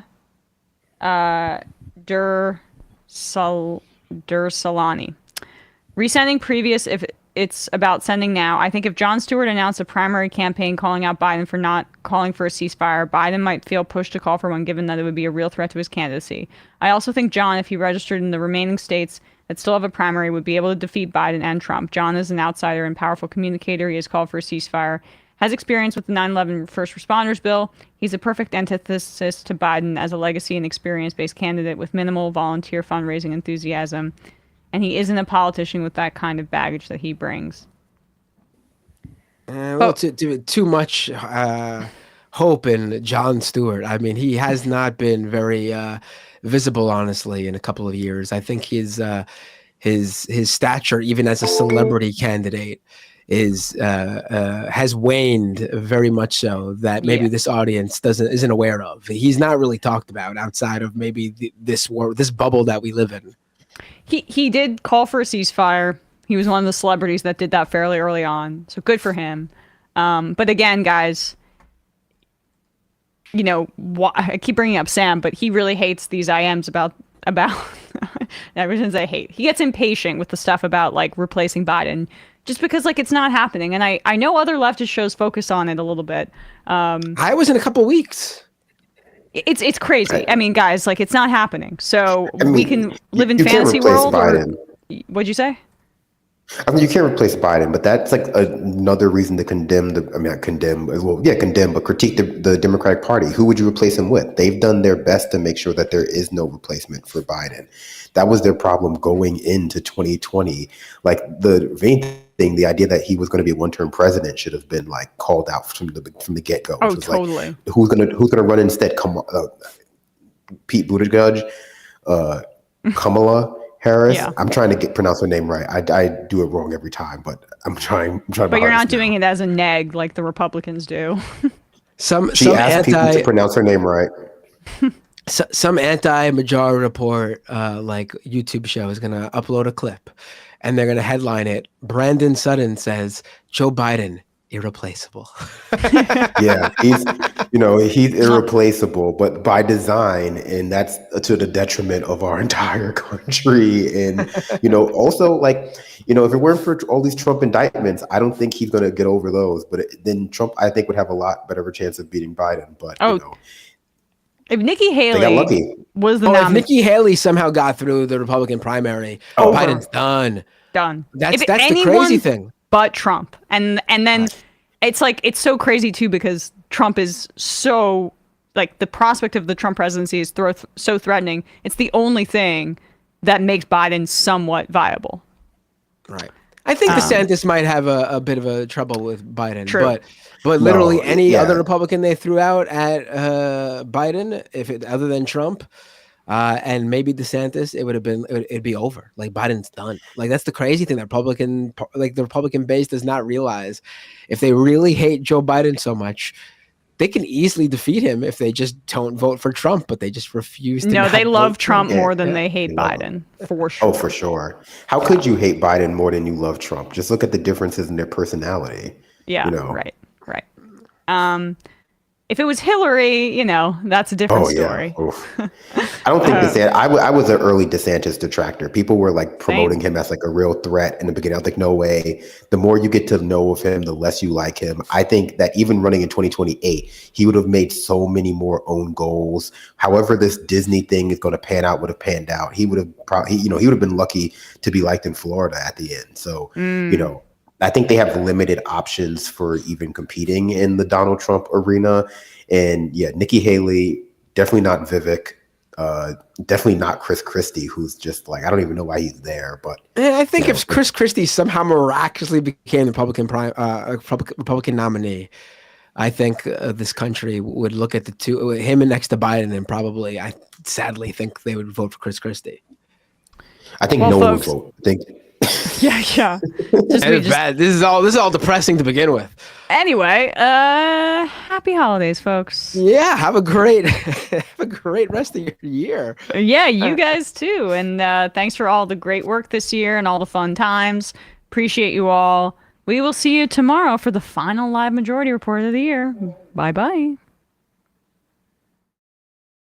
It might take all the strength I got to get to where I want, but I know somehow I'm gonna get there. I wasn't looking when I just got caught between the truth and the light bar, but finding out won't make me feel any better. Yeah, I know the clock is ticking, but the meds are gonna kick in, and my pilot light's shining bright. I guess somewhere the choice was made for the option where you don't get paid, for the road that bends before it finally breaks you. I guess somehow I lost my drive